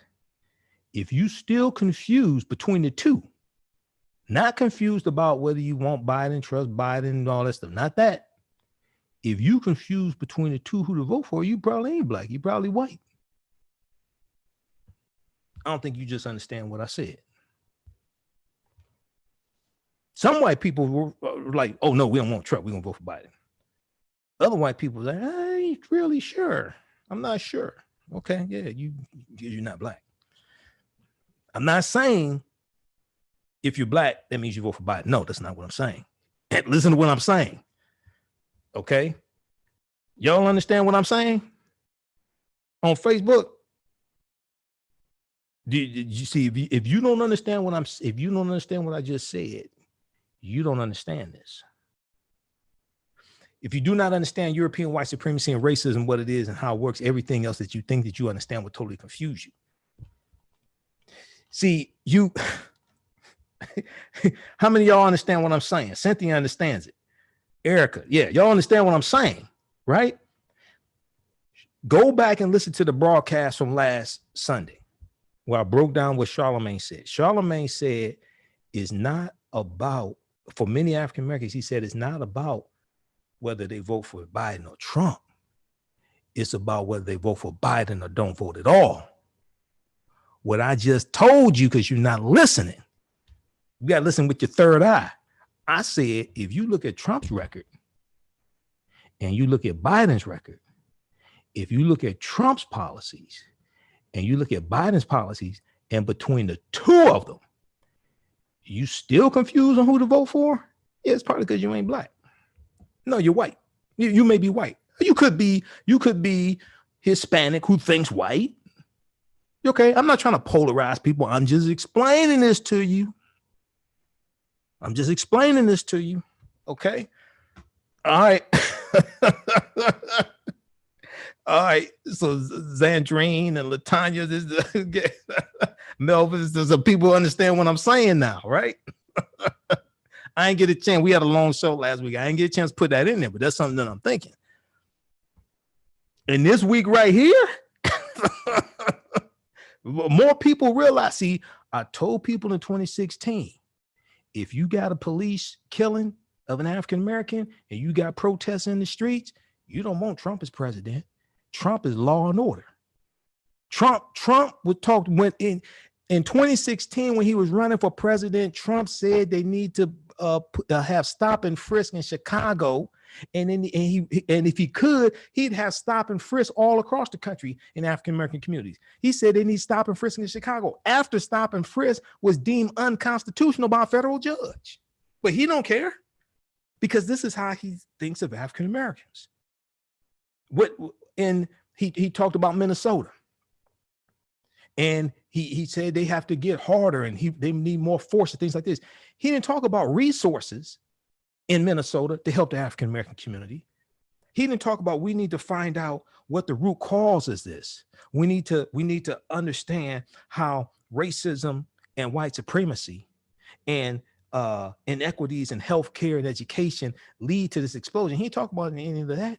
It's just for when he the way Trump thinks, Trump is a throwback to Richard Nixon. Okay.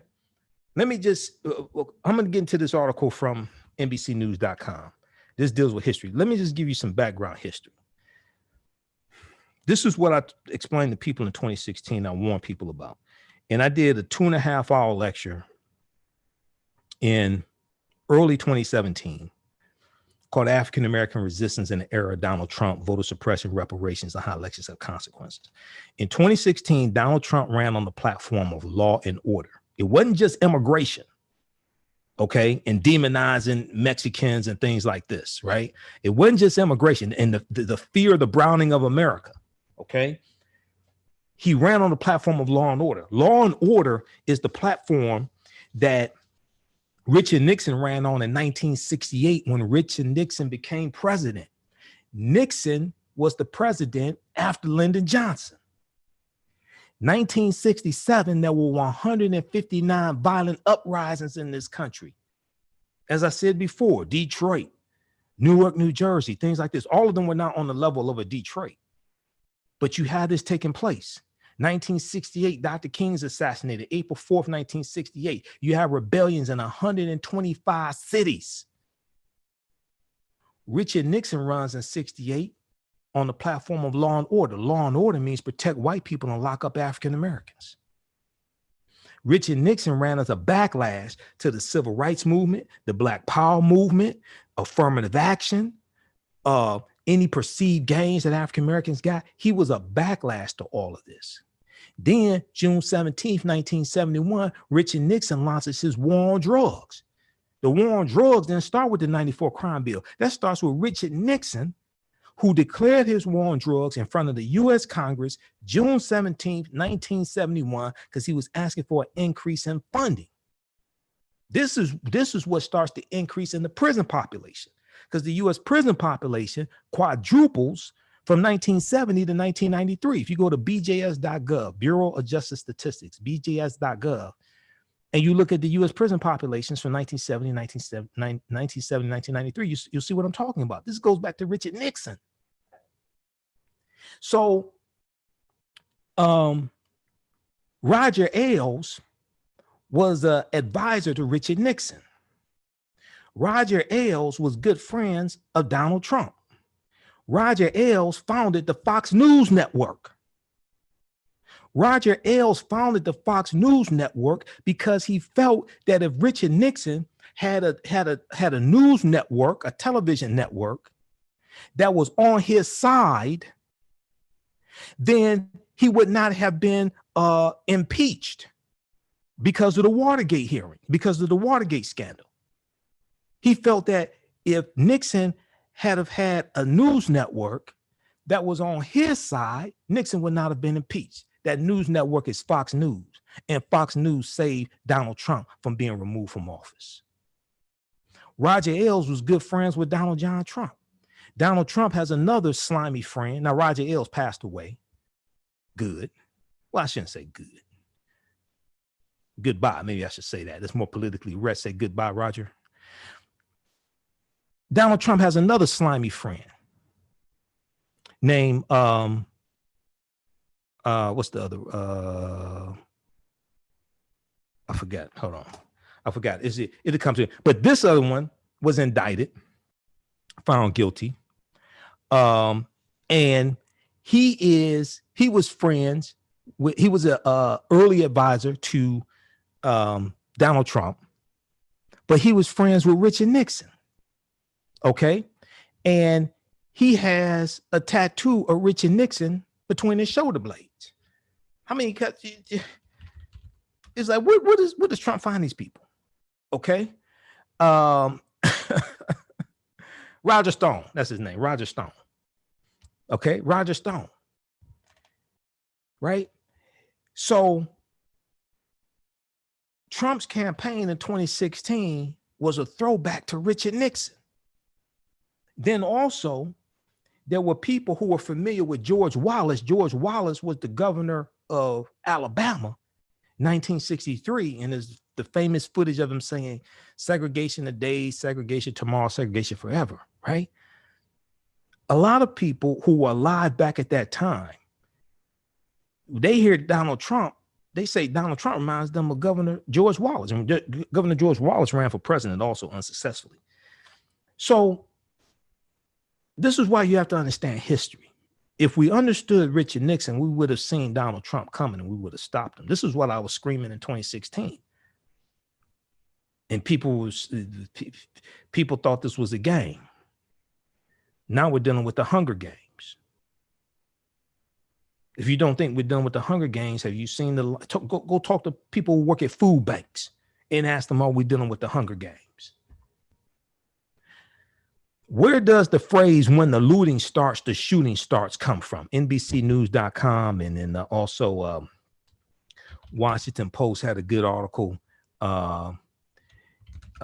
dealing with this also. This was a phrase that Trump used. Instead of being a healer in chief, he's a divider in chief and an instigator, habitual line stepper. Before Trump, it was uttered by a Southern police chief during civil rights unrest in the 1960s. So Donald Trump tweeted, let's see, hold on. Donald Trump tweeted, these thugs are dishonoring the memory of George Floyd, and I won't let that happen. Just spoke to Governor Tim Walz, governor of Minnesota, and told him that the military is with him all the way. Any difficulty and we will assume control. But when the looting starts, the shooting starts. Thank you. Now, Twitter marked the tweet and it said this tweet violated the Twitter rules about glorifying violence. However, Twitter has determined that it may be in the public's interest for the tweet to remain accessible. So they put that note there. Okay. And Trump is going crazy because Twitter, Jack Dorsey, CEO of Twitter, is finally stepping up and checking Trump. Okay. And putting these tags on his tweets, either saying that that they fact checking the tweets because he lies so much, over 18,000 lies and false misleading statements. All right. Twitter said early Friday that a post by Donald Trump about the protests overnight in Minneapolis glorified violence because of the historical context of his last line, when the looting starts, the shooting starts.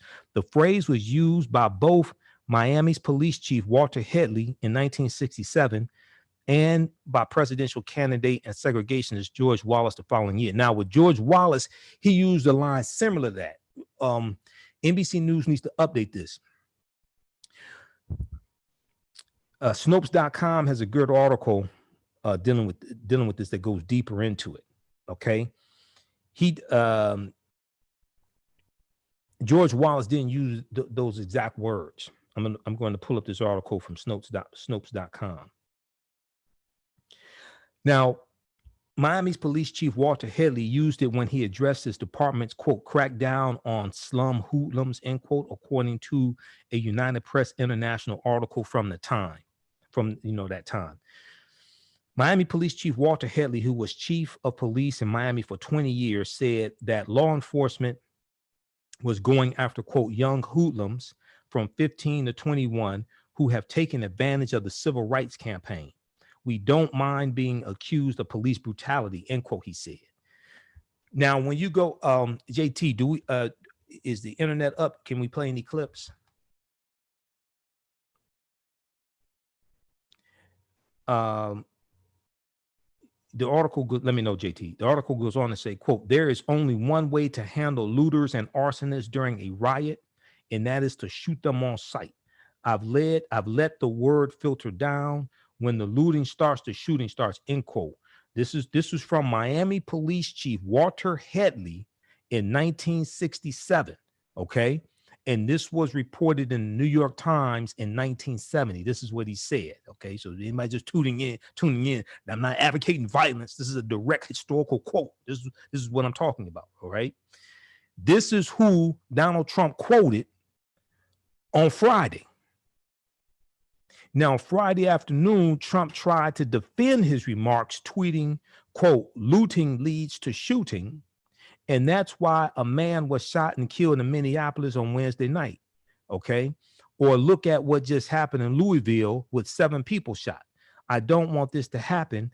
And that's what the expression put out last night means. Donald Trump went on to say it was spoken as fact, not as a statement. It's very simple. Nobody should have any problem with this other than the haters and those looking to cause trouble on social media. Honor the memory of George Floyd. Now, if you want to talk about honoring the memory of George Floyd, George Floyd's brother was interviewed by Reverend Al Sharpton on Politics Nation. After Joe Biden had a 30-minute conversation with the family, a real heart-to-heart 30-minute conversation with the family, Donald Trump talked to George Floyd's brother for a few minutes. George Floyd told Reverend Al Sharpton that Trump basically didn't let him speak. And Trump basically talked the whole time and didn't really want to hear what he had to say. Now, the phrase when the looting starts or shooting starts was considered to have contributed to the city's race riots in the late 1960s, according to the Washington Post, the city of Miami. And let's pull up this article here. Now, Walter Headley, who died only a few months later, and let's go back, hold on. We'll go back to that article. Then also, when we look at the one from Snopes.com, did Trump and George Wallace both say when the looting starts, the shooting starts? Okay. JT, let me know. Is the internet up? Let me know. The president's use of the infamous quote in May 2020 raised questions about its origins. So they talk about George Wallace in here. What's false is that former Alabama Governor George Wallace made a similar statement in regards to looters, saying, shoot them dead on the spot, quote unquote. That may not prevent the burning and looting, but it sure will stop it after it starts, he said. However, we found no record of George Wallace saying when the looting starts, the shooting starts. A Miami police chief, however, did use the latter phrase in 1968. Okay, that's Snopes.com doing a fact check on this. So check that out, and we'll post this link here also. Let's go back to this article because this ties into history. And this is why it's important to have somebody competent as president, somebody who has judgment, good judgment, somebody who can empathize with people. But then also we have to have policies put in place and that address these issues. And see, what's very interesting is that on AM Joanne Reed, and I was trying to find the clip. Maybe we'll have it for next Sunday. Joanne Reed played this clip from October 2019, I think it was. It was at a rally. Donald Trump did at a rally. And it was a police officer, either from a police union or something like that, who talked about how under the Obama administration, the police were handcuffed. And Trump has taken the handcuffs off of police. And the police have more freedom to do what they want to do.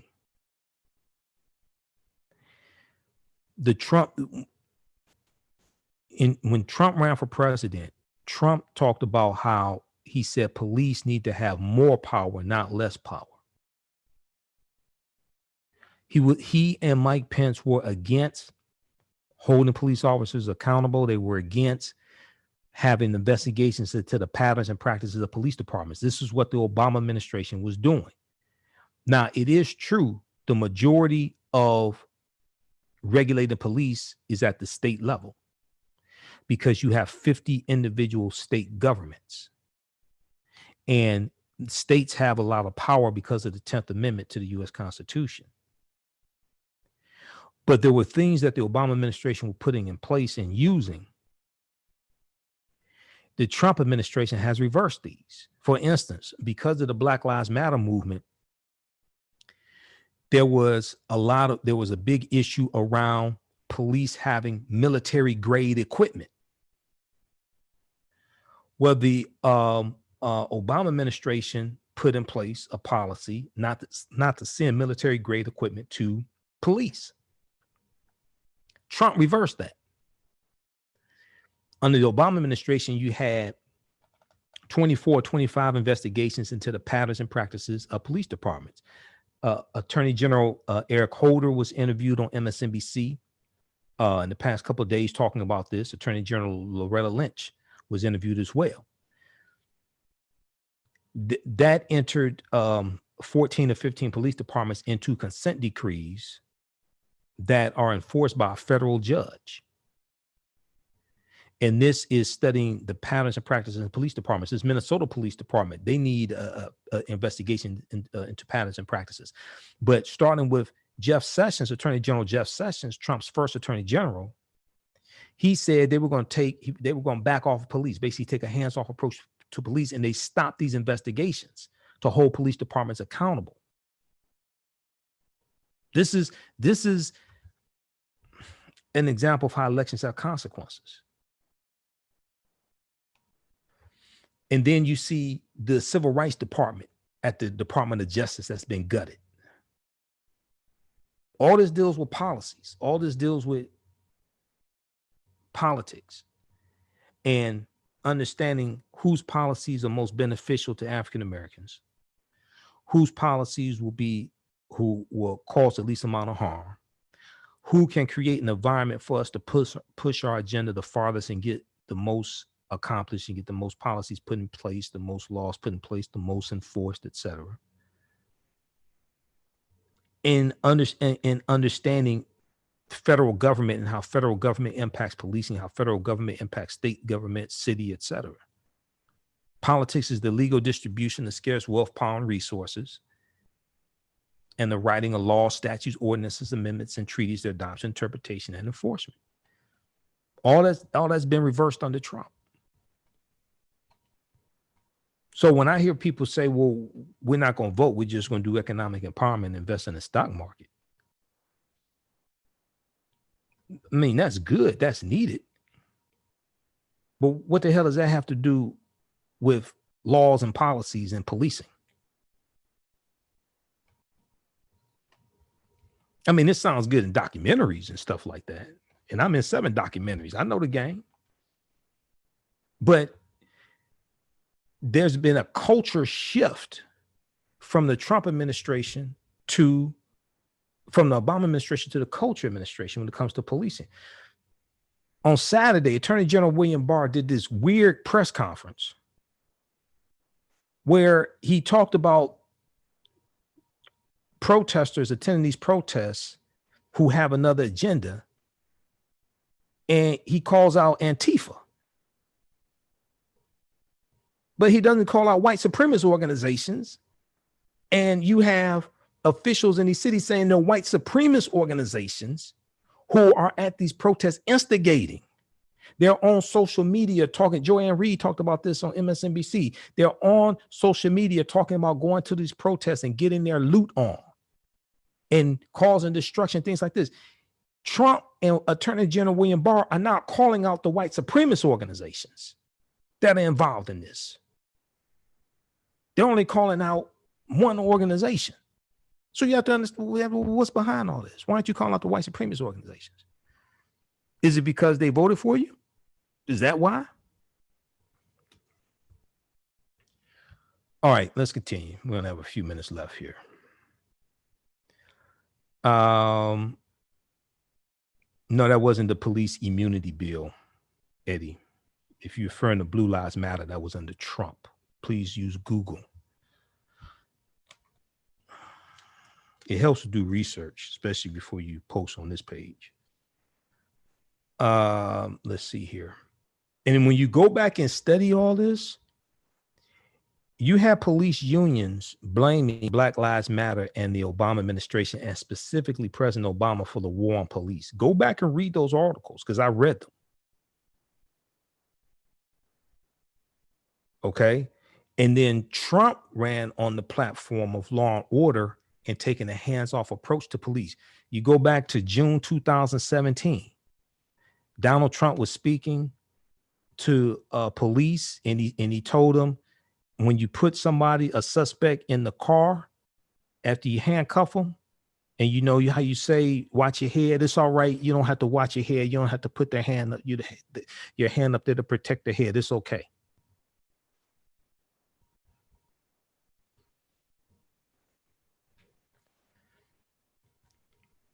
All right. So if you want to post on this page, it helps your argument if you actually know what the hell you're talking about. I'm just warning you right now.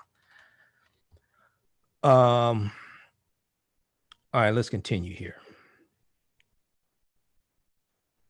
I'm somebody that actually does research. If you haven't figured it out by now. Okay. All right, so let's go back to this. When the looting starts, the shooting starts. Okay.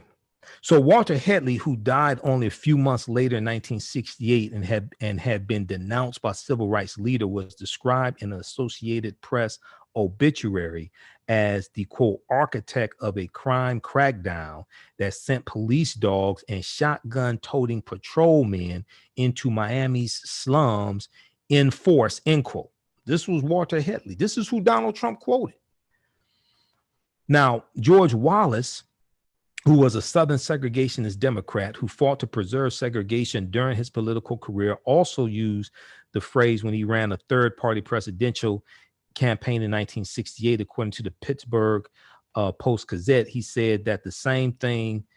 He said the same thing to his supporters during a campaign event in Pittsburgh Civic Arena. I'm not quite sure about that. They cite that when the shooting starts is George Wallace. I'm not quite sure about that because Snopes said that George Wallace said something similar, but not the exact thing. But if Donald Trump is quoting George Wallace, oh my God. I'm not talking about the George Wallace that's the king of the mama jokes who's on the Tom Jones Morning Show. I ain't talking about that George Wallace. Okay. I'm talking about the notorious George Wallace, who was the segregationist governor of Alabama.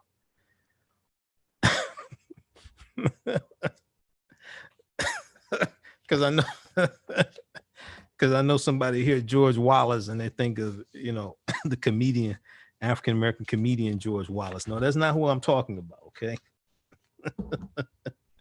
Then read the article from the Washington Post. They have a really good one also. I'm going to try to squeeze all this information here the last few minutes, and we're going to continue this discussion on my social media platforms, the African History Network on Facebook, and my YouTube channel, Michael Imhotep, IMHOTEP, and listen to audio podcasts of all these broadcasts at our website, AfricanHistoryNetwork.com, AfricanHistoryNetwork.com.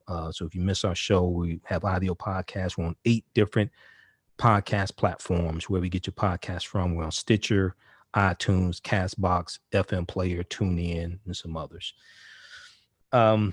Twitter flags Trump, White House for glorifying violence after tweeting Minneapolis looting will lead to shooting. That's from Washington Post. Read that article also. Okay. Let's so let me do this here in the remaining minutes we have left on 9:10 a.m. the Superstation. Let me try to break down some history. And I had this show laid out, but we did the 20-minute interview at the top of the show with Michigan Lieutenant Governor Garland Gilchrist, which I'm thankful for, but it kind of threw off the show. So I hear a lot of talk about white supremacy and racism. And when we deal with the shooting of George Floyd and the anger that's taking place. Back in about 2018, there was the day that Roseanne Barr was fired from the reboot of the TV show Roseanne because of tweets that she made. We know she's a Donald Trump supporter. There was a special that night, 8 p.m. on MSNBC, co-hosted by Joy-Ann Reid and Chris Hayes. It was called Everyday Racism in America. And it was already scheduled to take place, and they incorporated what took place with Roseanne Barr into it. They spent an hour talking about everyday racism in America, and they never defined from a historical perspective what racism is. Let me help you out. We have to understand racism from a historical perspective. Racism is a system of advantage and privilege distributed based upon race. Racism is a system of advantage and privilege distributed based upon race. Racism has nothing to do with not liking people, calling people racial epithets, calling people the N-word or anything like that. Racism comes out of the ideology of white supremacy. So you have to understand history here. I'm going to try to make this as succinctly as possible. White supremacy is the ideology that Europeans, white people, are superior, their culture superior, etc., and they can subordinate people. Okay, it's the ideology.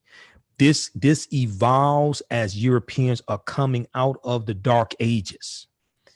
You have to understand history to understand this. Okay, in the late 1400s, going into the early 1500s, Europeans are coming out of the Dark Ages.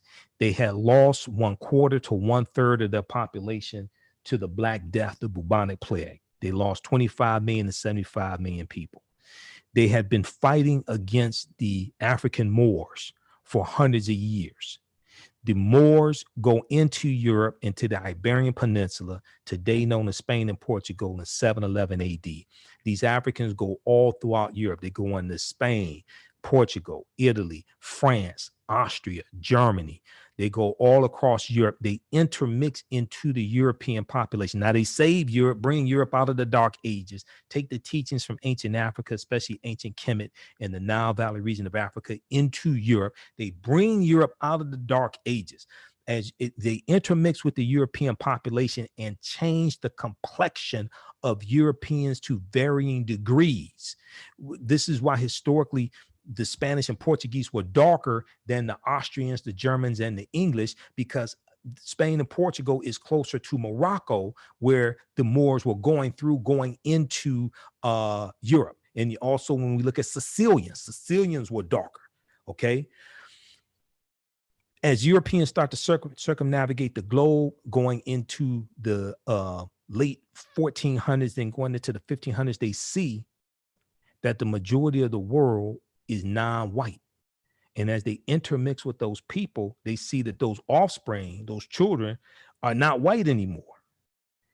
And they realize, because they had been dealing with the Moors for hundreds of years and they saw what happened. This is because you had a lot of mixed race people in Europe.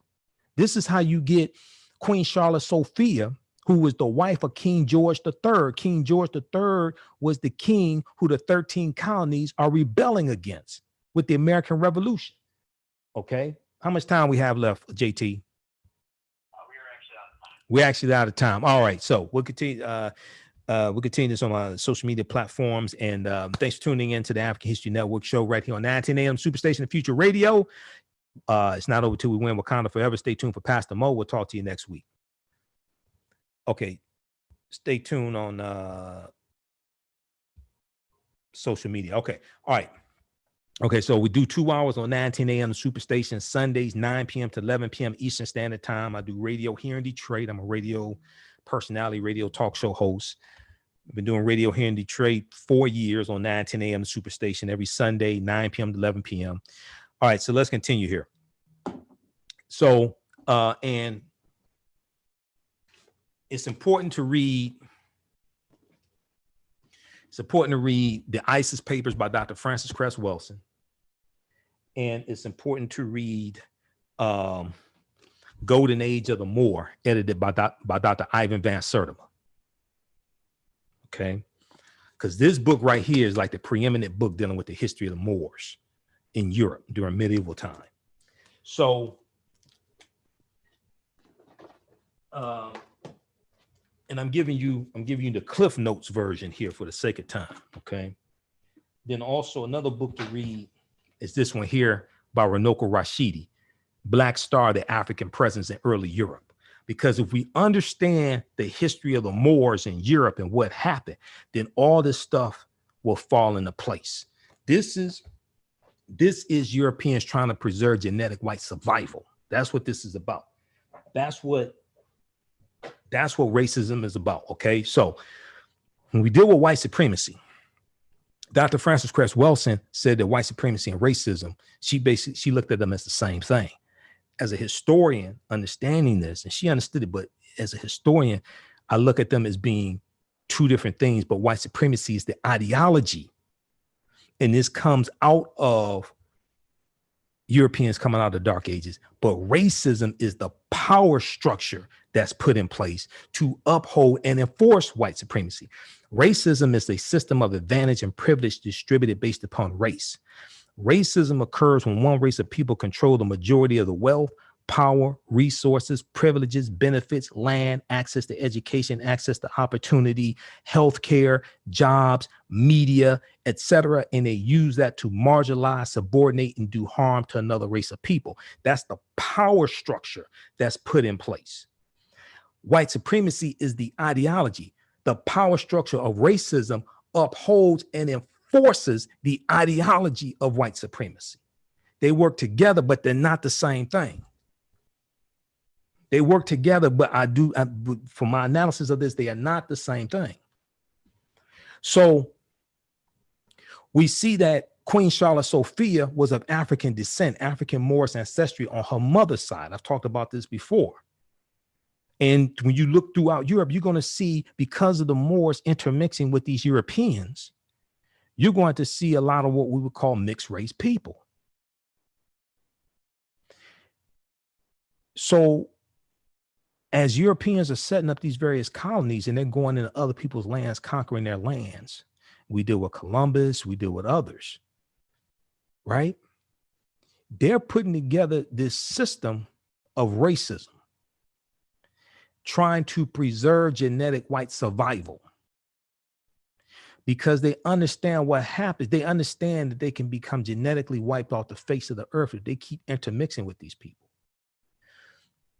The race of people that have the highest concentration of melanin receive the brunt of racism. The race of people that have the highest concentration of melanin receive the brunt of racism, the most directed towards them, the most hostility towards them. It's African men in general, specifically in this case, African-American men, who receive the brunt of racism, because because it's the man who imposes sex. This all deals with sex. This deals with sex and preserving genetic white survival. If you don't believe me, go study the history of lynchings in this country and see what the majority of lynchings in this country had to do with sex. The black man was accused of raping white women, having an affair with a white woman, dreaming about a white woman, looking at a white woman, walking too closely behind a white woman. That's what all this is about. But it's coming from a need to preserve genetic white survival. When we go back, Dr. Claude Anderson talks about in Black Labor White Wealth, I think also a little bit in Powernomics, he talks about the doctrine of exclusion in 1638 in the colony of Maryland, because in the British colonies, they're setting up this system. This system does not already exist in what we call the 13 colonies, right?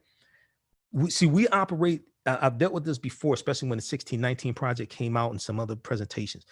We operate based upon this misconception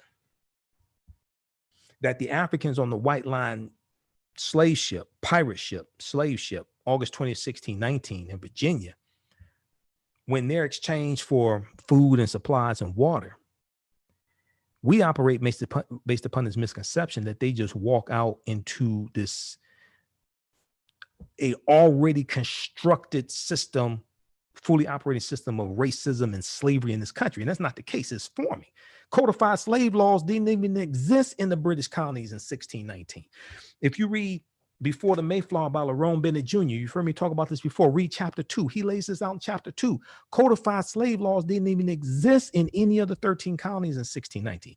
The first colony to have codified slave laws was Massachusetts in 1641. They don't come to Virginia till about 1661.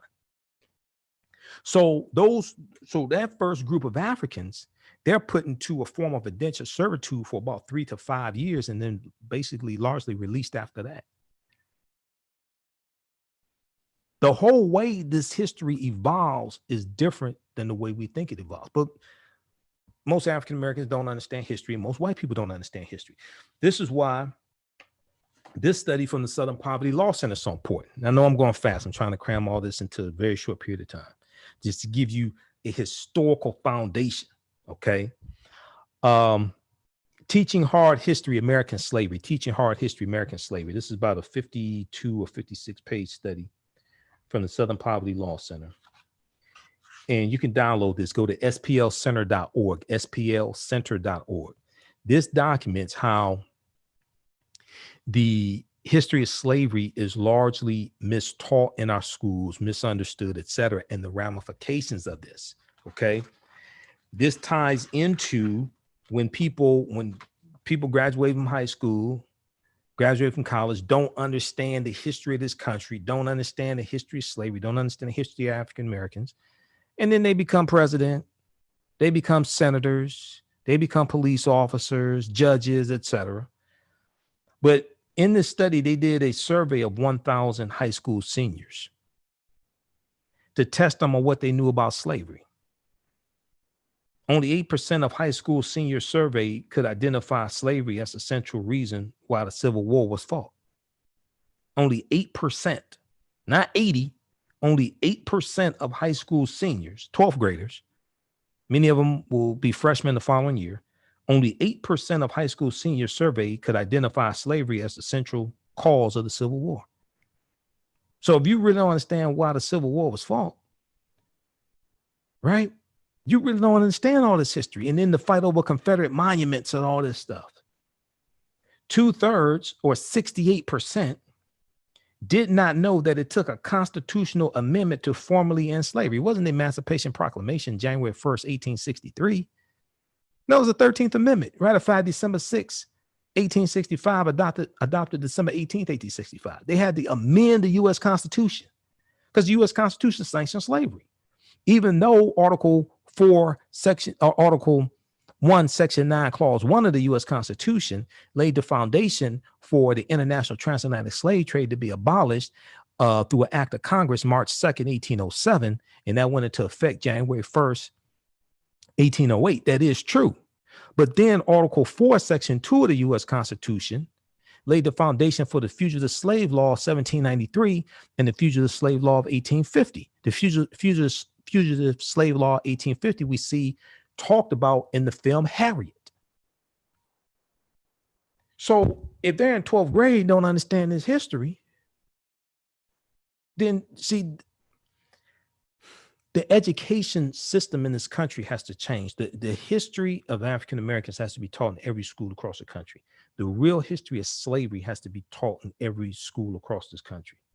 Fewer than 1 in 4 students, or 22%, can correctly identify how provisions in the U.S. Constitution gave us advantage to slaveholders, like the 3/5 Compromise of 1787, which influences the Electoral College at the time, influenced the Electoral College.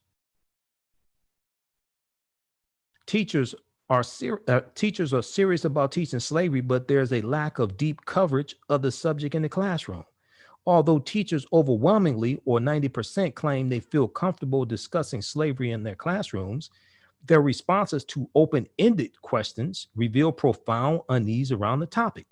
58% of teachers, so they surveyed 1,700 social studies teachers also in the survey. 58% of teachers find their textbooks inadequate. Popular textbooks fail to provide comprehensive coverage of slavery and enslaved peoples. The best textbook, singular, achieved a score of 70% against our rubric of what should be included in the study of American slavery. The average score was 46%. Go to splcenter.org, splcenter.org, which is Southern Poverty Law Center, and just search for Teaching Hard History, American Slavery. Teaching Hard History, American Slavery. Okay. And you can read this full study. I've read it, took it to a printer, got it printed up, and I teach from this. This is deep. 40% of teachers believe their state offers insufficient support for teaching about slavery. They lay out all types. They lay out how the history of slavery is being taught incorrectly in our schools. You can also use this for homeschooling. Okay. Then they lay out all these recommendations to more properly teach the history of slavery. One of the things they tell you in here not to do is don't do slave reenactments. Don't do slave reenactments. They tell you this in here. I just heard a story recently about and they talk about all types of slave board games and things like. Don't do that stuff. They talk about how it's traumatizing to students, especially African American students. I just heard a story in the last couple of weeks. It wasn't a slave, it wasn't a slave board game. There was another dumbass story about that. I've covered that. A slave board game, running away to freedom. But this was another one. This was an assignment. I may have to do a separate broadcast on this. This was an assignment in the school. And it was something to the effect of it was asking the children, would you want to be a slave master or a slave? Something to that effect, something stupid.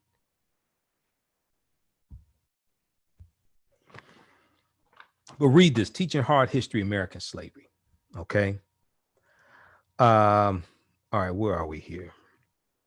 Oh, racism, white supremacy. Okay, so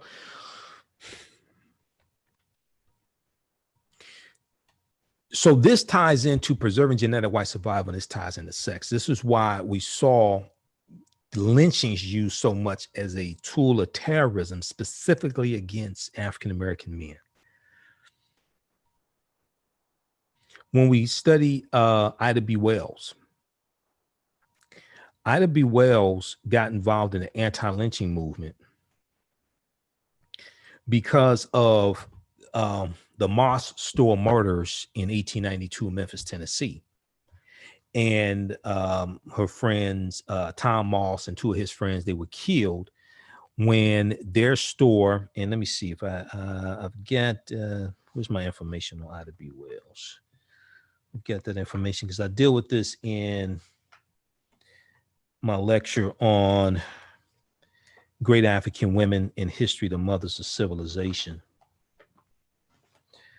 Let me see if I can find that info.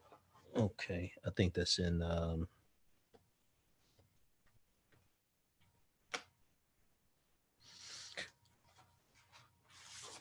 think that info on Ida B. Wells is in another file folder.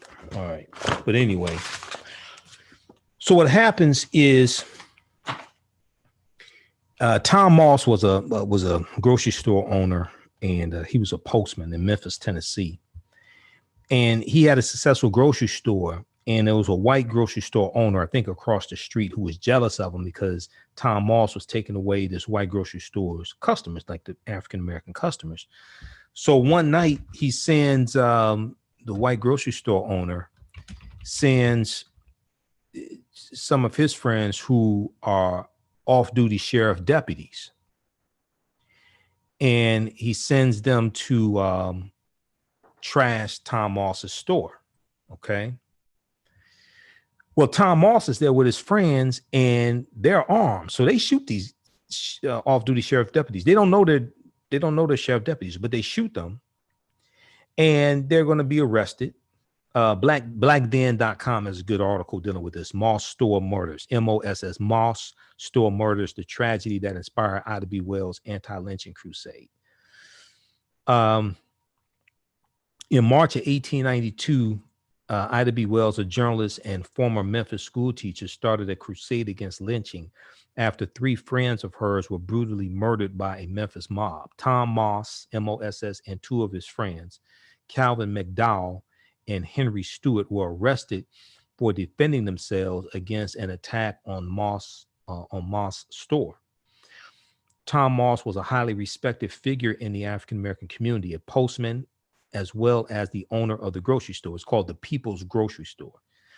A white competitor, enraged that Tom Moss had drawn away his black customers, hired some off-duty sheriffs to destroy the store. Tom Moss and his friends, not knowing the men were deputies, resisted. A gun battle broke out, and several deputies were wounded. Tom Moss and his two friends and 100 other African-American supporters were arrested. Several nights later, masked vigilantes dragged Tom Moss and his two friends from their cells, took them to a deserted railroad yard, and shot them to death. Enraged by their deaths, Ida B. Wells lashed out at the refusal of Memphis police to arrest the well-known killers. She encouraged African Americans to protest with boycotts of white-owned stores and public transportation, economic boycotts. So this is one of the things that needs to happen now. We need to have massive economic boycotts. I'm going to have to do a separate broadcast, okay, dealing with this. We have to have targeted, sustained, nationwide economic boycotts. Dr. King, April 3rd, 1968, in his last speech, I've been to the mountaintop, he talked about how redistribute the pain. And redistribute the pain, he wasn't talking about violence. What he was talking about was targeted, sustained economic withdrawal strategies. And he was speaking to the sanitation workers in Memphis, Tennessee. And here we go with Memphis again. In Memphis, Tennessee. And he called on them to have economic boycotts of Coca-Cola, Wonder Bread, Hart's Bread, and Sealtest Milk for their discriminatory hiring practices. And when we study the civil rights movement, we see elements that we can use today. See, a lot of people think it was just marching. No, it wasn't marching. Mass protests played a purpose. They had a part. The mass protests help draw attention to the problem, help you inform people about the problem, help you galvanize support around the problem, and bring people into your movement. That's mass protest. Okay, marching and mass protest is a tactic to use. It's part of a strategy, but it's not the strategy. It's not the plan. They also use targeted, sustained economic boycotts as well. They also had legal strategies also. So a lot of people today think that they accomplished what they did by marching. That was a tactic as part of a larger strategy. Marching can be mass protests, and marching can be a tactic, but it is not the overall, it's not the total strategy, it's not the total plan. And at the end of each one of these marches, at the end of these protests that take place, march yourself down to Black-owned businesses and buy them out. That ties in an economic empowerment component to this. People spend all this time protesting and things like this, and then they just disband. Or what they'll do is like they did in Chicago after the tape of Laquan McDonald was released, when Laquan McDonald was shot and killed. And they held the tape until Mayor Rahm Emanuel was reelected. And I told people when I was doing nationally syndicated radio, I told you need to vote Rahm Emanuel out of office. You got the votes. And in that primary that took place, that first reelection, that primary that took place, there were 700,000 African Americans registered to vote, and only 150,000 voted. And I said, you need to vote his ass out of office. And they didn't vote him out of office. He got reelected. Then he released the tape, and people in Chicago, Black people in Chicago, went crazy, and they're out in the streets demanding that he resign. I said, why didn't you vote him out of office when you had the chance? That's another conversation. Okay. But there were protests up and down the Magnificent Mile, Michigan Avenue in Chicago, where you got all the department stores and things like this, and African Americans standing in front of the stores, blocking the entrance and everything. And I'm looking at, they're watching this, and I say, I sure hope they're redirecting these people to go spend money at Black-owned businesses. Because oftentimes we'll take pride in standing in front of a white business, blocking commerce and blocking the entrance, but we don't redirect that energy and redirect those bodies to go down to Black businesses and spend money with them. So this is why when two of my teachers, Dr. Linda Jeffries and Professor James Small, talk about the pyramid principle, and the foundation of the pyramid is African history and culture, which gives us our values, our interests, and our principles. It gives us our VIPs, and it gives us our self-esteem, our self-determination, our self-worth, our self-value, etc. But it influences how we engage in economics also. The two sides of the pyramid are economic empowerment and political empowerment. So many of us will take pride in standing in front of a white-owned store, blocking commerce and blocking the entrance. But at the same time, we're not redirecting all that energy to send them down to African-American-owned stores to spend money and invest in African-American-owned businesses. So we have to change our thinking. So when we had these mass protests, right? Mass protests have a purpose. Now, at the end of the march, at the end of the protest, march yourself down to Black-owned businesses and spend dollars with them and buy them out. Don't loot them. Buy them out. Redirect that energy to help support our businesses as well. Because those businesses are the ones most likely to support us and employ us. And they may also contribute to your effort as well. But we're not thinking from that perspective. We think push, pull. So we think, okay, we're going to have a national blackout day where we ain't going to spend no money. Why the hell would you do something like that? Why wouldn't you have National Black End Day where you spend money with Black businesses? We think push, pull, not redirect energy and flip them, not understanding principles of political martial arts like jujitsu or aikido. It's just tug of war. Okay. Who's the troll? Let me know, because I'll get rid of a troll. I've got trolls in different area codes, but I will get rid of a troll. All right, so let's continue here. And let me see. The internet was down on 9:10 a.m. to Superstation. So let's see if we can let's see if we can play any of these clips here. I may have to do a separate broadcast.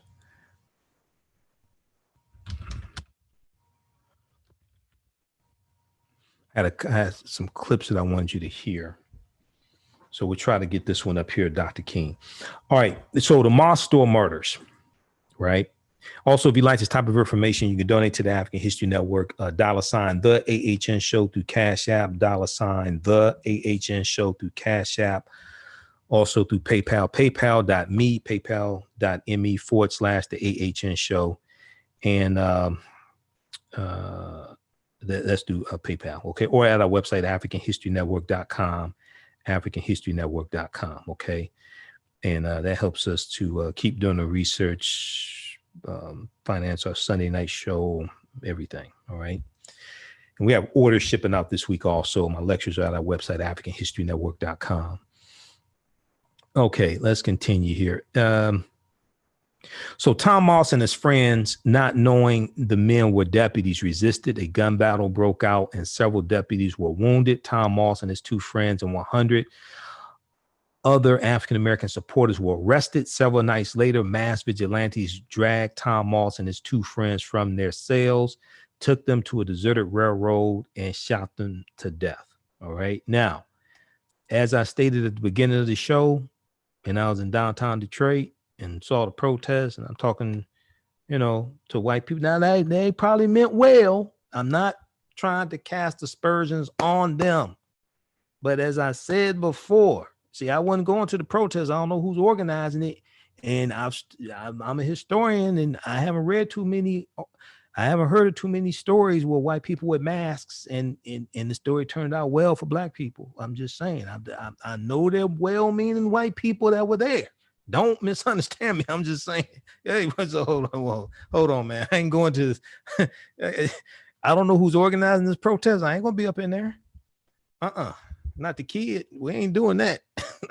So, all right. So this is an example, right? Several nights later, mass vigilantes dragged Tom Moss and his two friends from their cells, took them to a deserted railroad yard, and shot them to death. Okay, I'm not saying these white people had ill intentions. Just saying, I don't know you like that.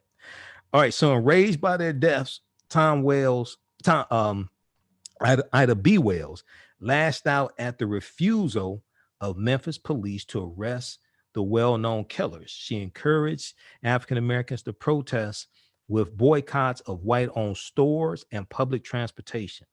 The lynchings were a turning point in Ida B. Wells' life. She began to investigate and reveal the real motivation that lay behind lynching. Like many middle-class African Americans, Ida B. Wells had accepted the myth. Now, pay attention to this. Like many middle-class African Americans at the time, we're talking about 1898, Ida B. Wells had accepted the myth that only poor African Americans were lynched for heinous crimes. Ida B. Wells, who was a journalist, newspaper owner, newspaper writer, Ida B. Wells investigated the reasons for lynchings. She discovered that a number of victims were lynched not for rape, but for having sexual relations with consenting white women. She in her investigation, she found out that a lot of these victims, a lot of these African-American men who were victims of lynching were not victims of rape. Even though people said it was rape, a lot of this was consensual sex between African-American men and white women. And their husband, the white woman's husband found out, father found out, brother found out, what have cousins, what have you, and they lynched them. Go look at what happened with Emmett Till. Emmett Till said to Carolyn Bryant in Money, Mississippi, said bye baby to her.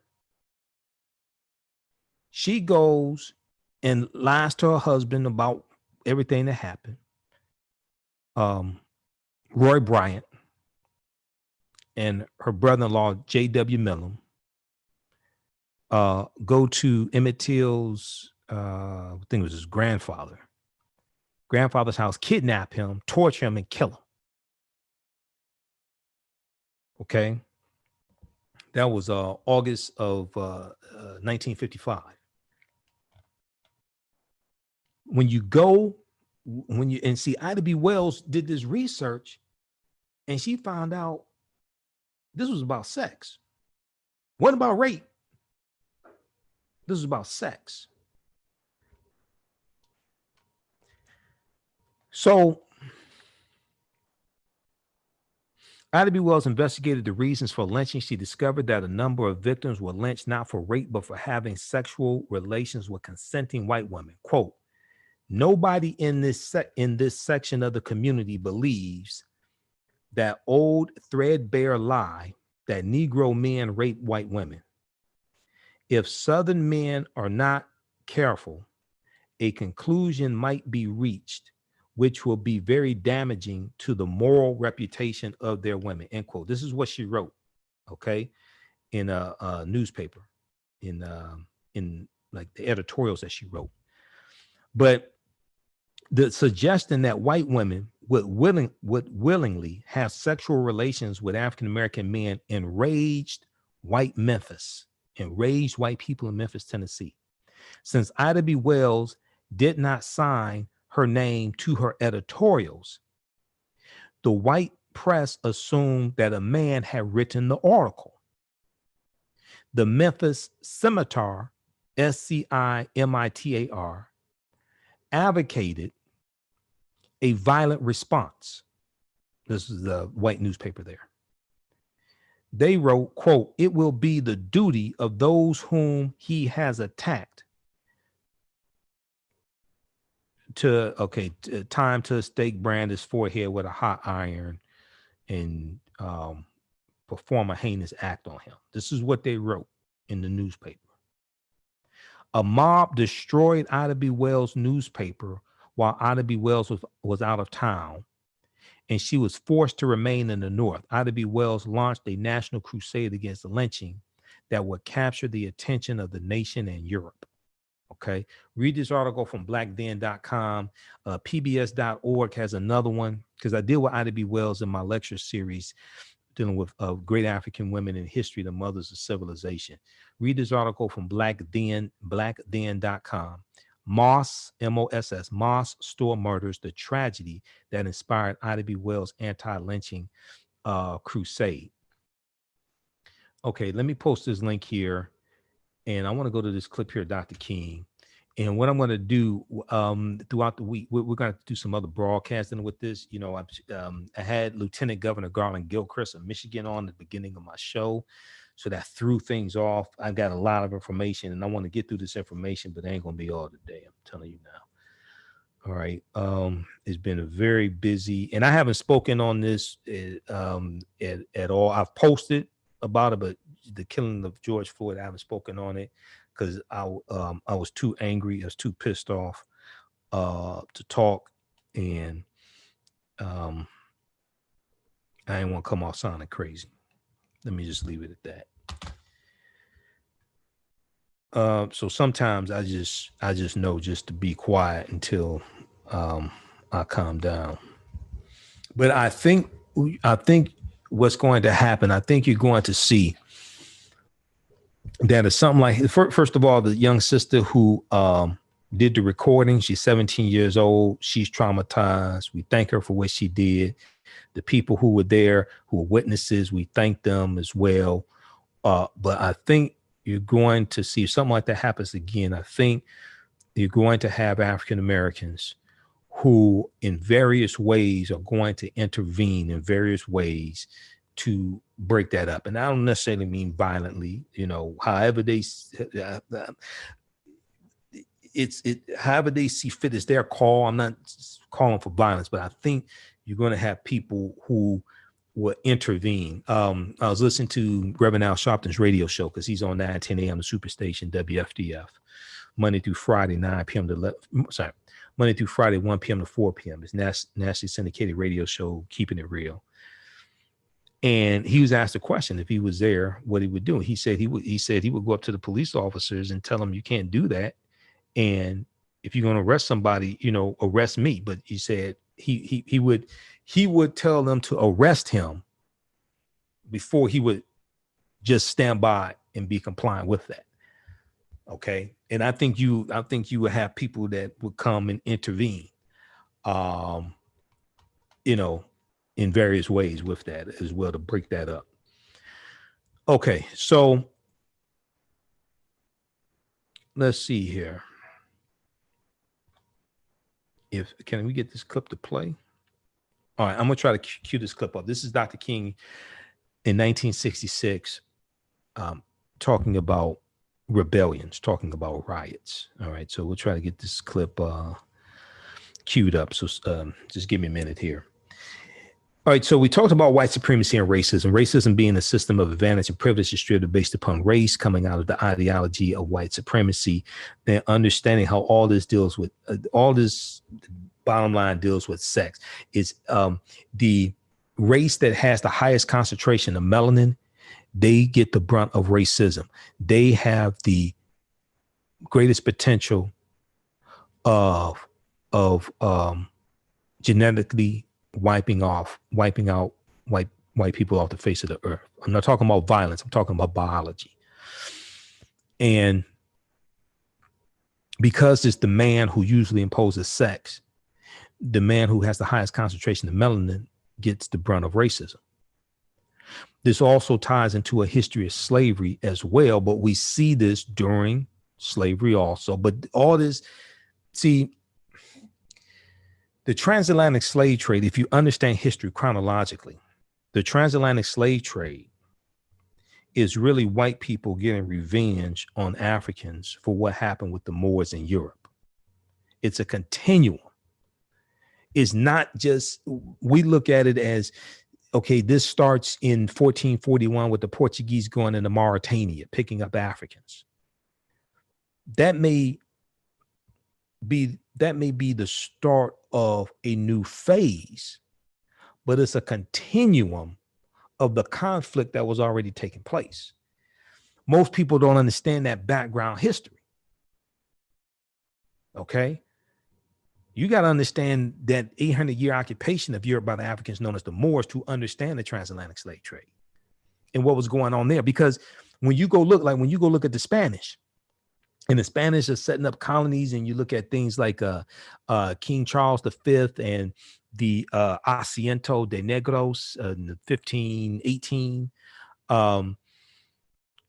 When the Spanish are setting up colonies, one of the things they're doing is making it illegal for the Europeans to intermix with the African slaves and have children, because they saw what happened for hundreds of years in Spain when the Moors intermixing with Europeans.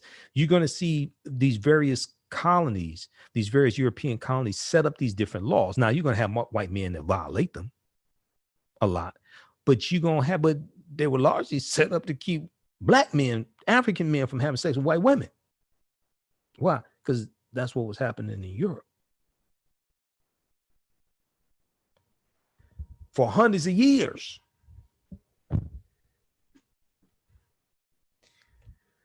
All right.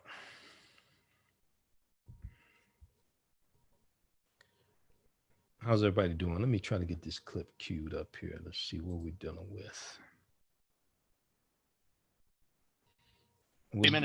We'll do other broadcasts here. Okay, this is from 60 Minutes. Let's try to go here. There is a group in the Negro community advocating violence now. I happen to feel that this group represents a numerical minority. Surveys have revealed this. The vast majority of Negroes still feel that the best way to deal with the dilemma that we face in this country is through nonviolent resistance.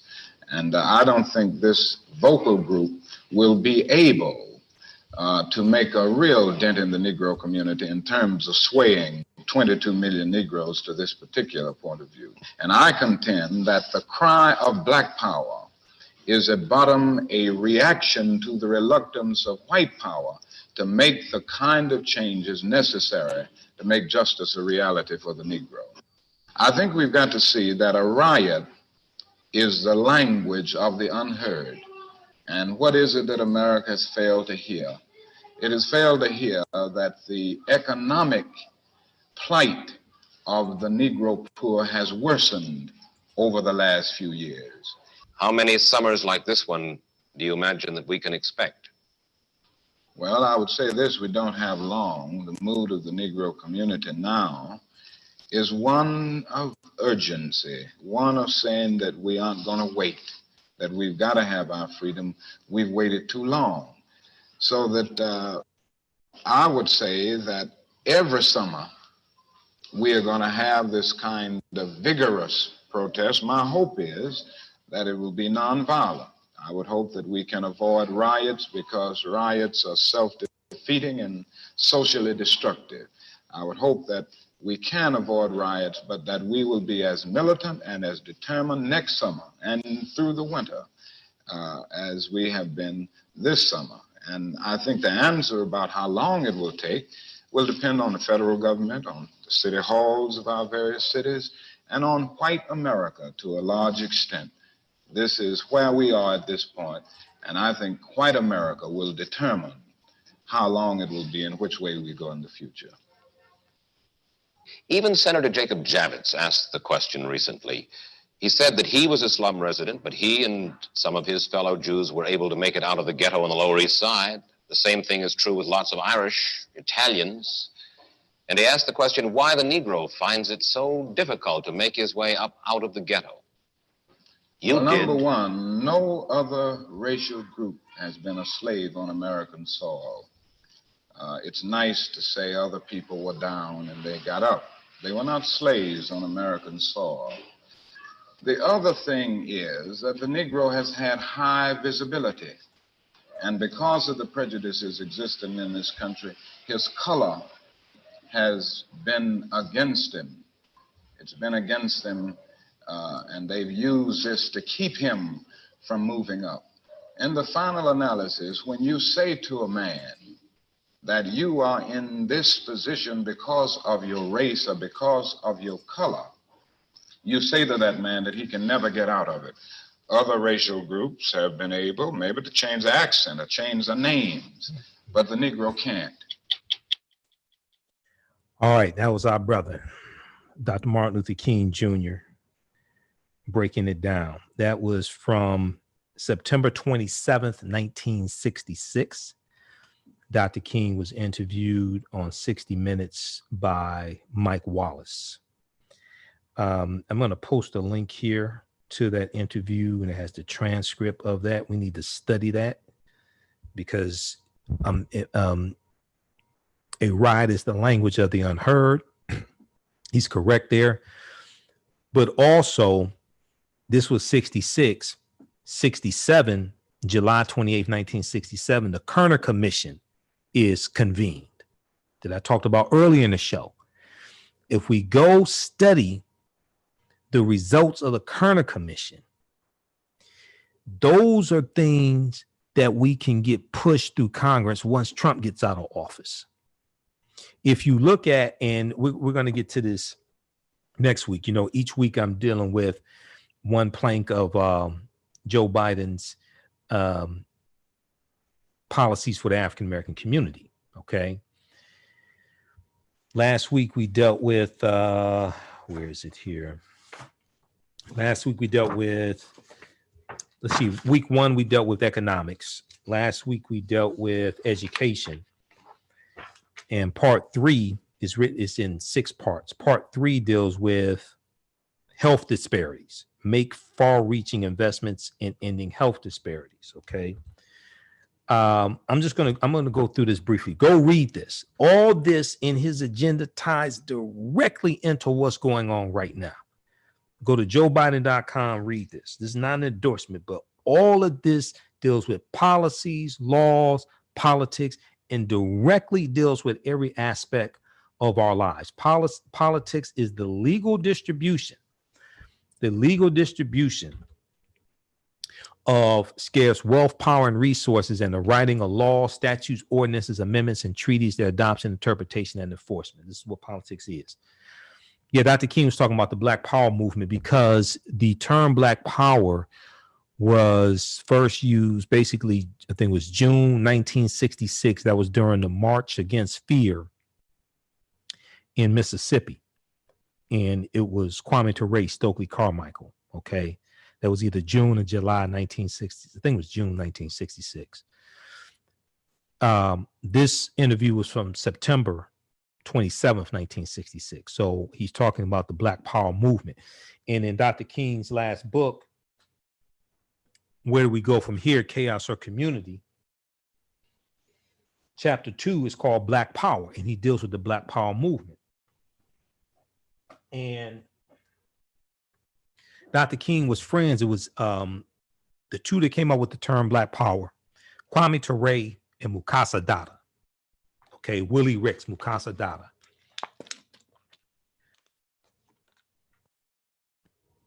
So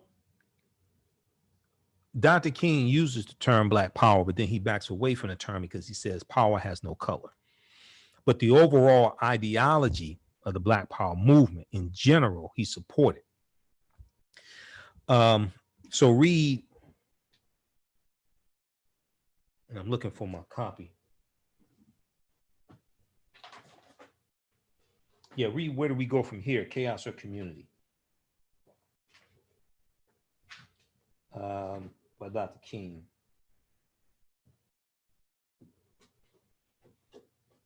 Yeah, right here. This was his last book. Dr. King wrote 5 books. Unfortunately, we haven't studied Dr. King and just disgrace his legacy. Where do we go from here? Chaos or community?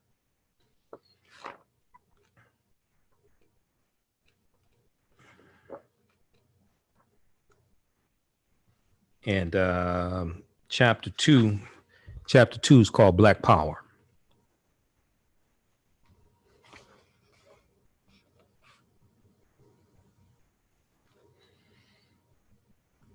James Meredith had been shot. This is page 23. James Meredith had been shot.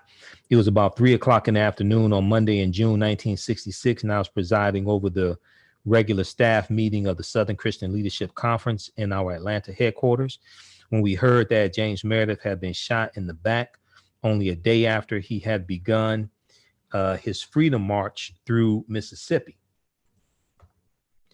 There was a momentary hush of anger and dismay throughout the room. Our horror was compounded by the fact that the early reports announced that James Meredith was dead.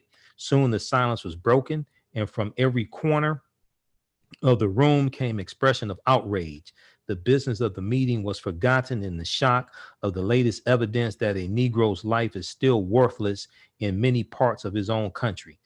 When order was finally restored, our executive staff immediately agreed that the march must continue. After all, we reasoned, James Meredith had begun his lonely journey as a pilgrimage against fear. Wouldn't failure to continue only intensify the fears of the oppressed and deprived Negroes of Mississippi? Would this not be a setback for the whole civil rights movement and a blow to nonviolent discipline? After several calls between Atlanta and Memphis, we learned that the early reports of James Meredith's death were false and that he would recover. The news brought relief, but it did not alter our feeling that the civil rights movement had a moral obligation to continue along the path that James Meredith had begun. The next morning, I was off to Memphis, Tennessee, along with several members of my staff. Floyd McKenzick, National Director of CORE, Congress of Racial Equality, flew in from New York and joined us on the flight from Atlanta to Memphis. After landing, we went directly to the municipal hospital to visit James Meredith. Okay. So what they did was they continued the march against fear. This is in Mississippi. I think this was in Mississippi. And Kwame Ture was there. Stokely Carmichael joined it. Okay. As we prepared to leave, there at the hospital. As we prepared to leave, the nurse came to the door and said, Mr. Meredith, there is a Mr. Carmichael in the lobby who would like to see you and Dr. King. Should I give him permission to come in? James Meredith consented. Stokely Carmichael entered with his associate Cleveland Sellers and immediately reached out for James Meredith's hand. He expressed his concern and admiration and brought messages of sympathy from his colleagues in the Student Nonviolent Coordinating Committee. After a brief conversation, we all agreed that James Meredith should get some rest and that we should not burden him with any additional talk. We left the room assuring him that we would conduct the march in his spirit and would seek as never before to expose the ugly racism that pervaded Mississippi and to arouse a new sense of dignity and manhood in every Negro who inhabited that bastion of man's inhumanity to man. In a brief conference, Floyd McKenzick, Stokely Carmichael, and I agreed the march would be jointly sponsored by CORE, Congress of Racial Equality, SNCC, Student Nonviolent Coordinating Committee, and SCLC, Southern Christian Leadership Conference, with the understanding that all other civil rights organizations would be invited to join. It was also agreed that we would issue a national call for support and participation. Okay, so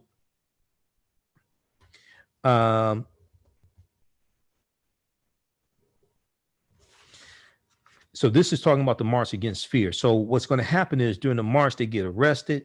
Let's skip over to page 26. At the end of the march that first day, we all went back to Memphis, Tennessee, and spent the night in a Negro motel since we had not yet secured the tents, TENTS tents, that would serve as shelter each of the following nights on our journey. The discussion continued at the motel. I decided that I would plead patiently with my brothers to remain true to the time-honored principles of our movement. I began with a plea for nonviolence. This is Dr. King talking. This immediately aroused some of our friends from the Deacons for Defense and Justice, right? Because Dr. King oftentimes used the Deacons for Defense and Justice as his security or for security for civil rights workers. And CORE, Congress of Racial Equality, was a civil rights group that probably used the Deacons for Defense and Justice the most, okay? So Read this book right here. This is probably the preeminent book on the history of the Deacons for Defense and Justice. Deacons for Defense, Armed Resistance, and the Civil Rights Movement. Read this book. And you have to read this book here.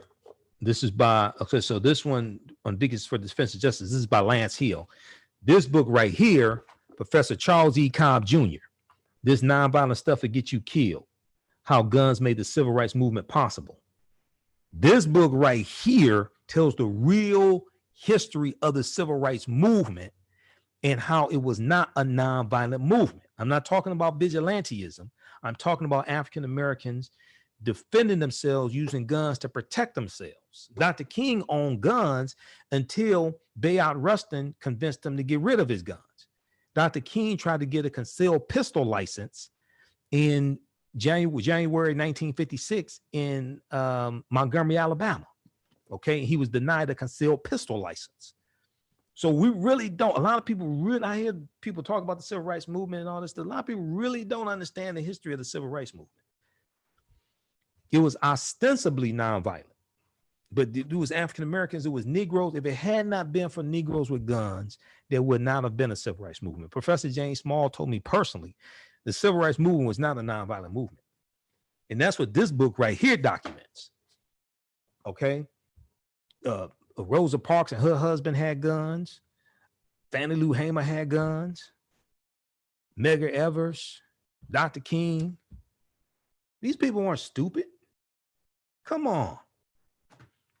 You go back and study Ida B. Wells. Ida B. Wells, after that Mostor murder, Ida B. Wells wrote in the newspaper, she said, every Negro house should have a Winchester rifle in the house to protect themselves.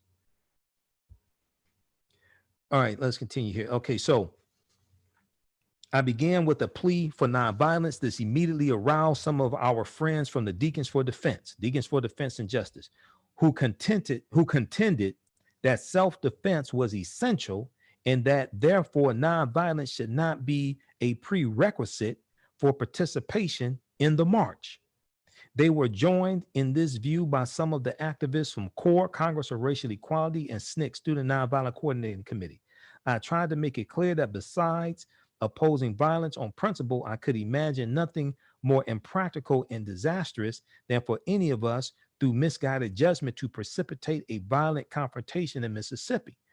We had neither the resources nor the techniques to win. Furthermore, I asserted many Mississippi whites from the government on down would enjoy nothing more than for us to turn to violence in order to use this as an excuse to wipe out scores of Negroes and in and out of the march. Finally, I contended that the debate over the question of self-defense was unnecessary, since few people suggested that Negroes should not defend themselves as individuals when attacked.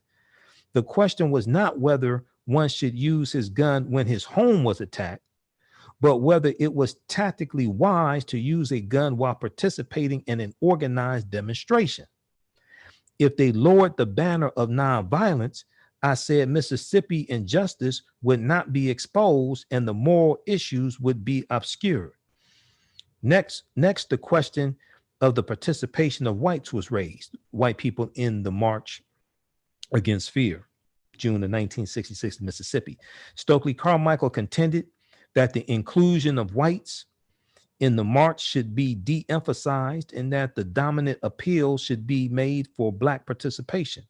Others in the room agreed. As I listened to Stokely, I thought about the years that we had worked together in communities all across the South and how joyously we had then welcomed and accepted our white allies in the movement.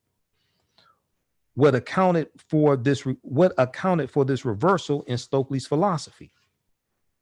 I surmised that much of the change had its psychological roots in the experience of SNCC in Mississippi during the summer of 1964, when a large number of Northern white students had come down to help in the racially torn state. What the SNCC workers saw was the more articulate, powerful, and self-assured young white people coming to work with the poorest of the Negro people and simply overwhelming them. That summer, Stokely and others in SNCC have probably unconsciously concluded that this was no good for Negroes, for it simply increased their sense of their own inadequacies.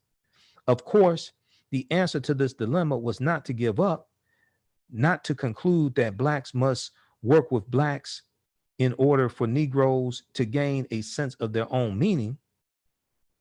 The answer was only to be found in persistent trying, perpetual experimentation, preserving togetherness. Okay. So then they go on finally. Okay. They go on and talk about, I think they talk about the march, because what happens is they get arrested. They go on a march against fear. They get arrested, and coming out of jail, Kwame Ture Stokely Carmichael gives a speech, and he talks about what we want is black power. We want black power. And this is like the first time he talked about black power publicly, and it blew everybody away. Let's see here. If you watch the so this is from chapter 2 of Dr. King's last book, Where Do We Go From Here, Chaos or Community? If you watch this 6-part series that Dr. Henry Louis Gates Jr. did on PBS back in 2012 called African Americans, Many Rivers to Cross, there's a segment in there where they deal with the March Against Fear. And they have, they show Stokely Carmichael talking about what we want is black power. And Henry Louis Gates, who I disagree with on some things, Gates said that when he saw this at home in his living room, it just totally blew him away. Okay. And it blew a lot of people away across a lot of African Americans across the country when they saw that. Okay. All right. So let's do this here. Let me just go over this briefly here, because I'm still on page 1 of my notes. Okay. And I have all these articles here. So I'm going to do other broadcasts. I'm still on page 1. I've got basically like 3 pages of notes here. But this is what I want to do. Let's see. Okay, let's shift gears here. And a lot of this other stuff I have to do subsequent broadcasts on. Laura Ingraham on Fox News, we posted the article. Laura Ingraham said that Donald Trump understands police brutality because of the way that he was treated by the FBI. He said, she said to the African American community, go read that article I posted from rawstory.com. Laura Ingraham on Fox News, this idiot, she said to the African American community, Donald Trump understands how you feel about police brutality because of the way he was treated by the FBI with the Mueller investigation. All right. Go to joebiden.com, read Joe Biden's policies for the African American community. Part 3, I printed it out. It's 23 pages. Part 3 deals with make far-reaching investments in ending health disparities by race. Okay. And I'm going to deal with just a couple things here. So they talk about COVID-19, some of the bullet points: ensuring access to healthcare during this crisis, ensure access to affordable, high-quality healthcare beyond the crisis, reducing the uninsured rate for African Americans by creating a public option health plan. Nationally, 11% of non-elderly African Americans are uninsured compared to 8% of whites. This disparity is far greater in states with Republican governors who have not expanded Medicaid. Each one of these bullet points, there's a deeper explanation. Okay, I don't have time to get into all this. Reducing the uninsured rate for African Americans by creating a public option health plan, improving care for patients with chronic conditions, lowering costs for African Americans enrolled in Obamacare plans, lowering drug prices, reducing our unacceptably high African American maternal mortality rate. African American women are 2.5 times more likely to die from pregnancy complications than non-Hispanic white women. Expanding access to reproductive health care, including contraception, and protecting the constitutional right to choose. So just 1 second here.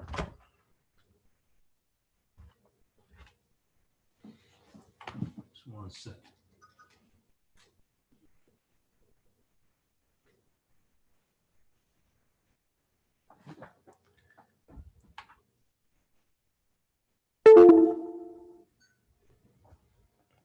Okay, so each one of these bullet points is a further explanation. Doubling the nation's investment in community health centers, expanding access to mental health care, tackling social detriments of health. Then another main heading, invest in the diverse talent of historically Black colleges and universities and minority serving institutions to solve the country's most pressing problems, including health disparities. As part of Biden's more than $70 billion investment in HBCUs and MSIs. MSIs are minority serving institutions. He will invest $10 billion to create at least 200 new centers of excellence that serve as research incubators and connect students underrepresented in fields critical to our nation's future to learning and career opportunities. So there's more to that. Read the rest of that. Then they talk about build a diverse pipeline of healthcare professionals by investing in healthcare graduate programs at HBCUs and MSIs, minority serving institutions. As part of Biden's more than $70 billion investment in HBCUs and MSIs, he will invest $5 billion in graduate programs in healthcare, along with teaching and STEM at HBCUs and MSIs. Okay, go read through this, and then we have the article from. If you read the article from Black Press USA, Joe Biden's plan for empowering Black America. Joe Biden's plan for empowering Black America, May 5th, 2020, blackpressusa.com. We'll post the link here. And it lays out the 6 bullet points, 6 main parts of Joe Biden's plan for Black America. And one of the things it says here is Joe Biden said that the plan reflects many months of work and feedback from local elected officials, activists, organizations, practitioners, policy experts, strategists, and young people. His campaign called the plan a living document. They're going to expand this.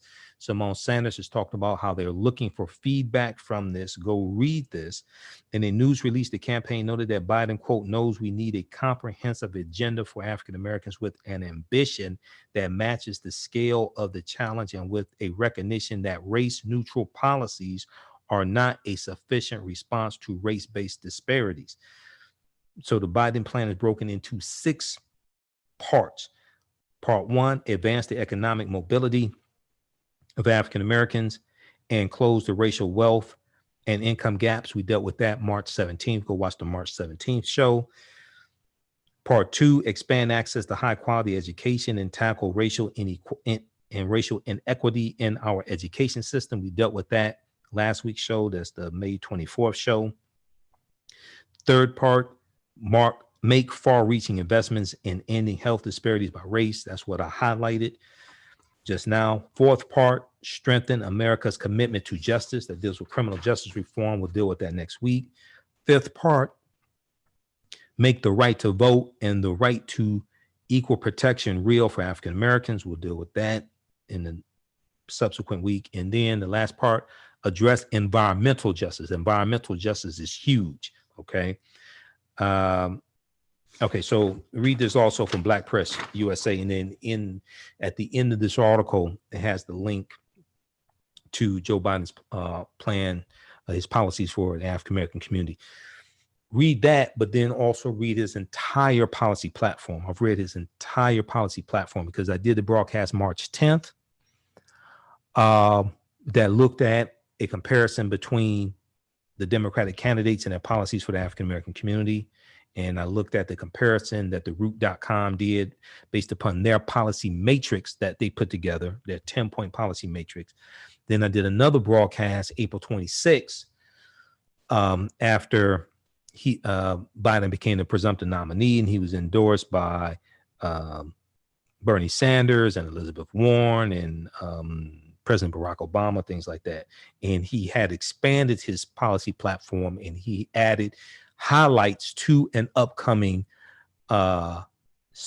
Black agenda, specific agenda for African Americans. So he first put the highlights on his website, then May 5th, 2020, released the full 23 page agenda. I encourage everybody to read it. I hear a whole lot of people talking about it, talking around it. I listen to them until they have not read it. It's very deep in general, it's very detailed, and this is a living document, so they're going to expand it as well. Usually with campaigns, as the campaign progresses, they expand their agendas, because I go to their websites and read them.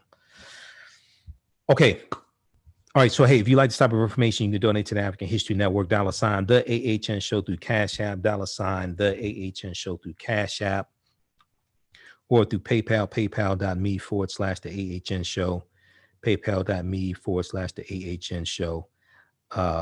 Thanks, Abba, for your donation. Appreciate that, Sister Abba.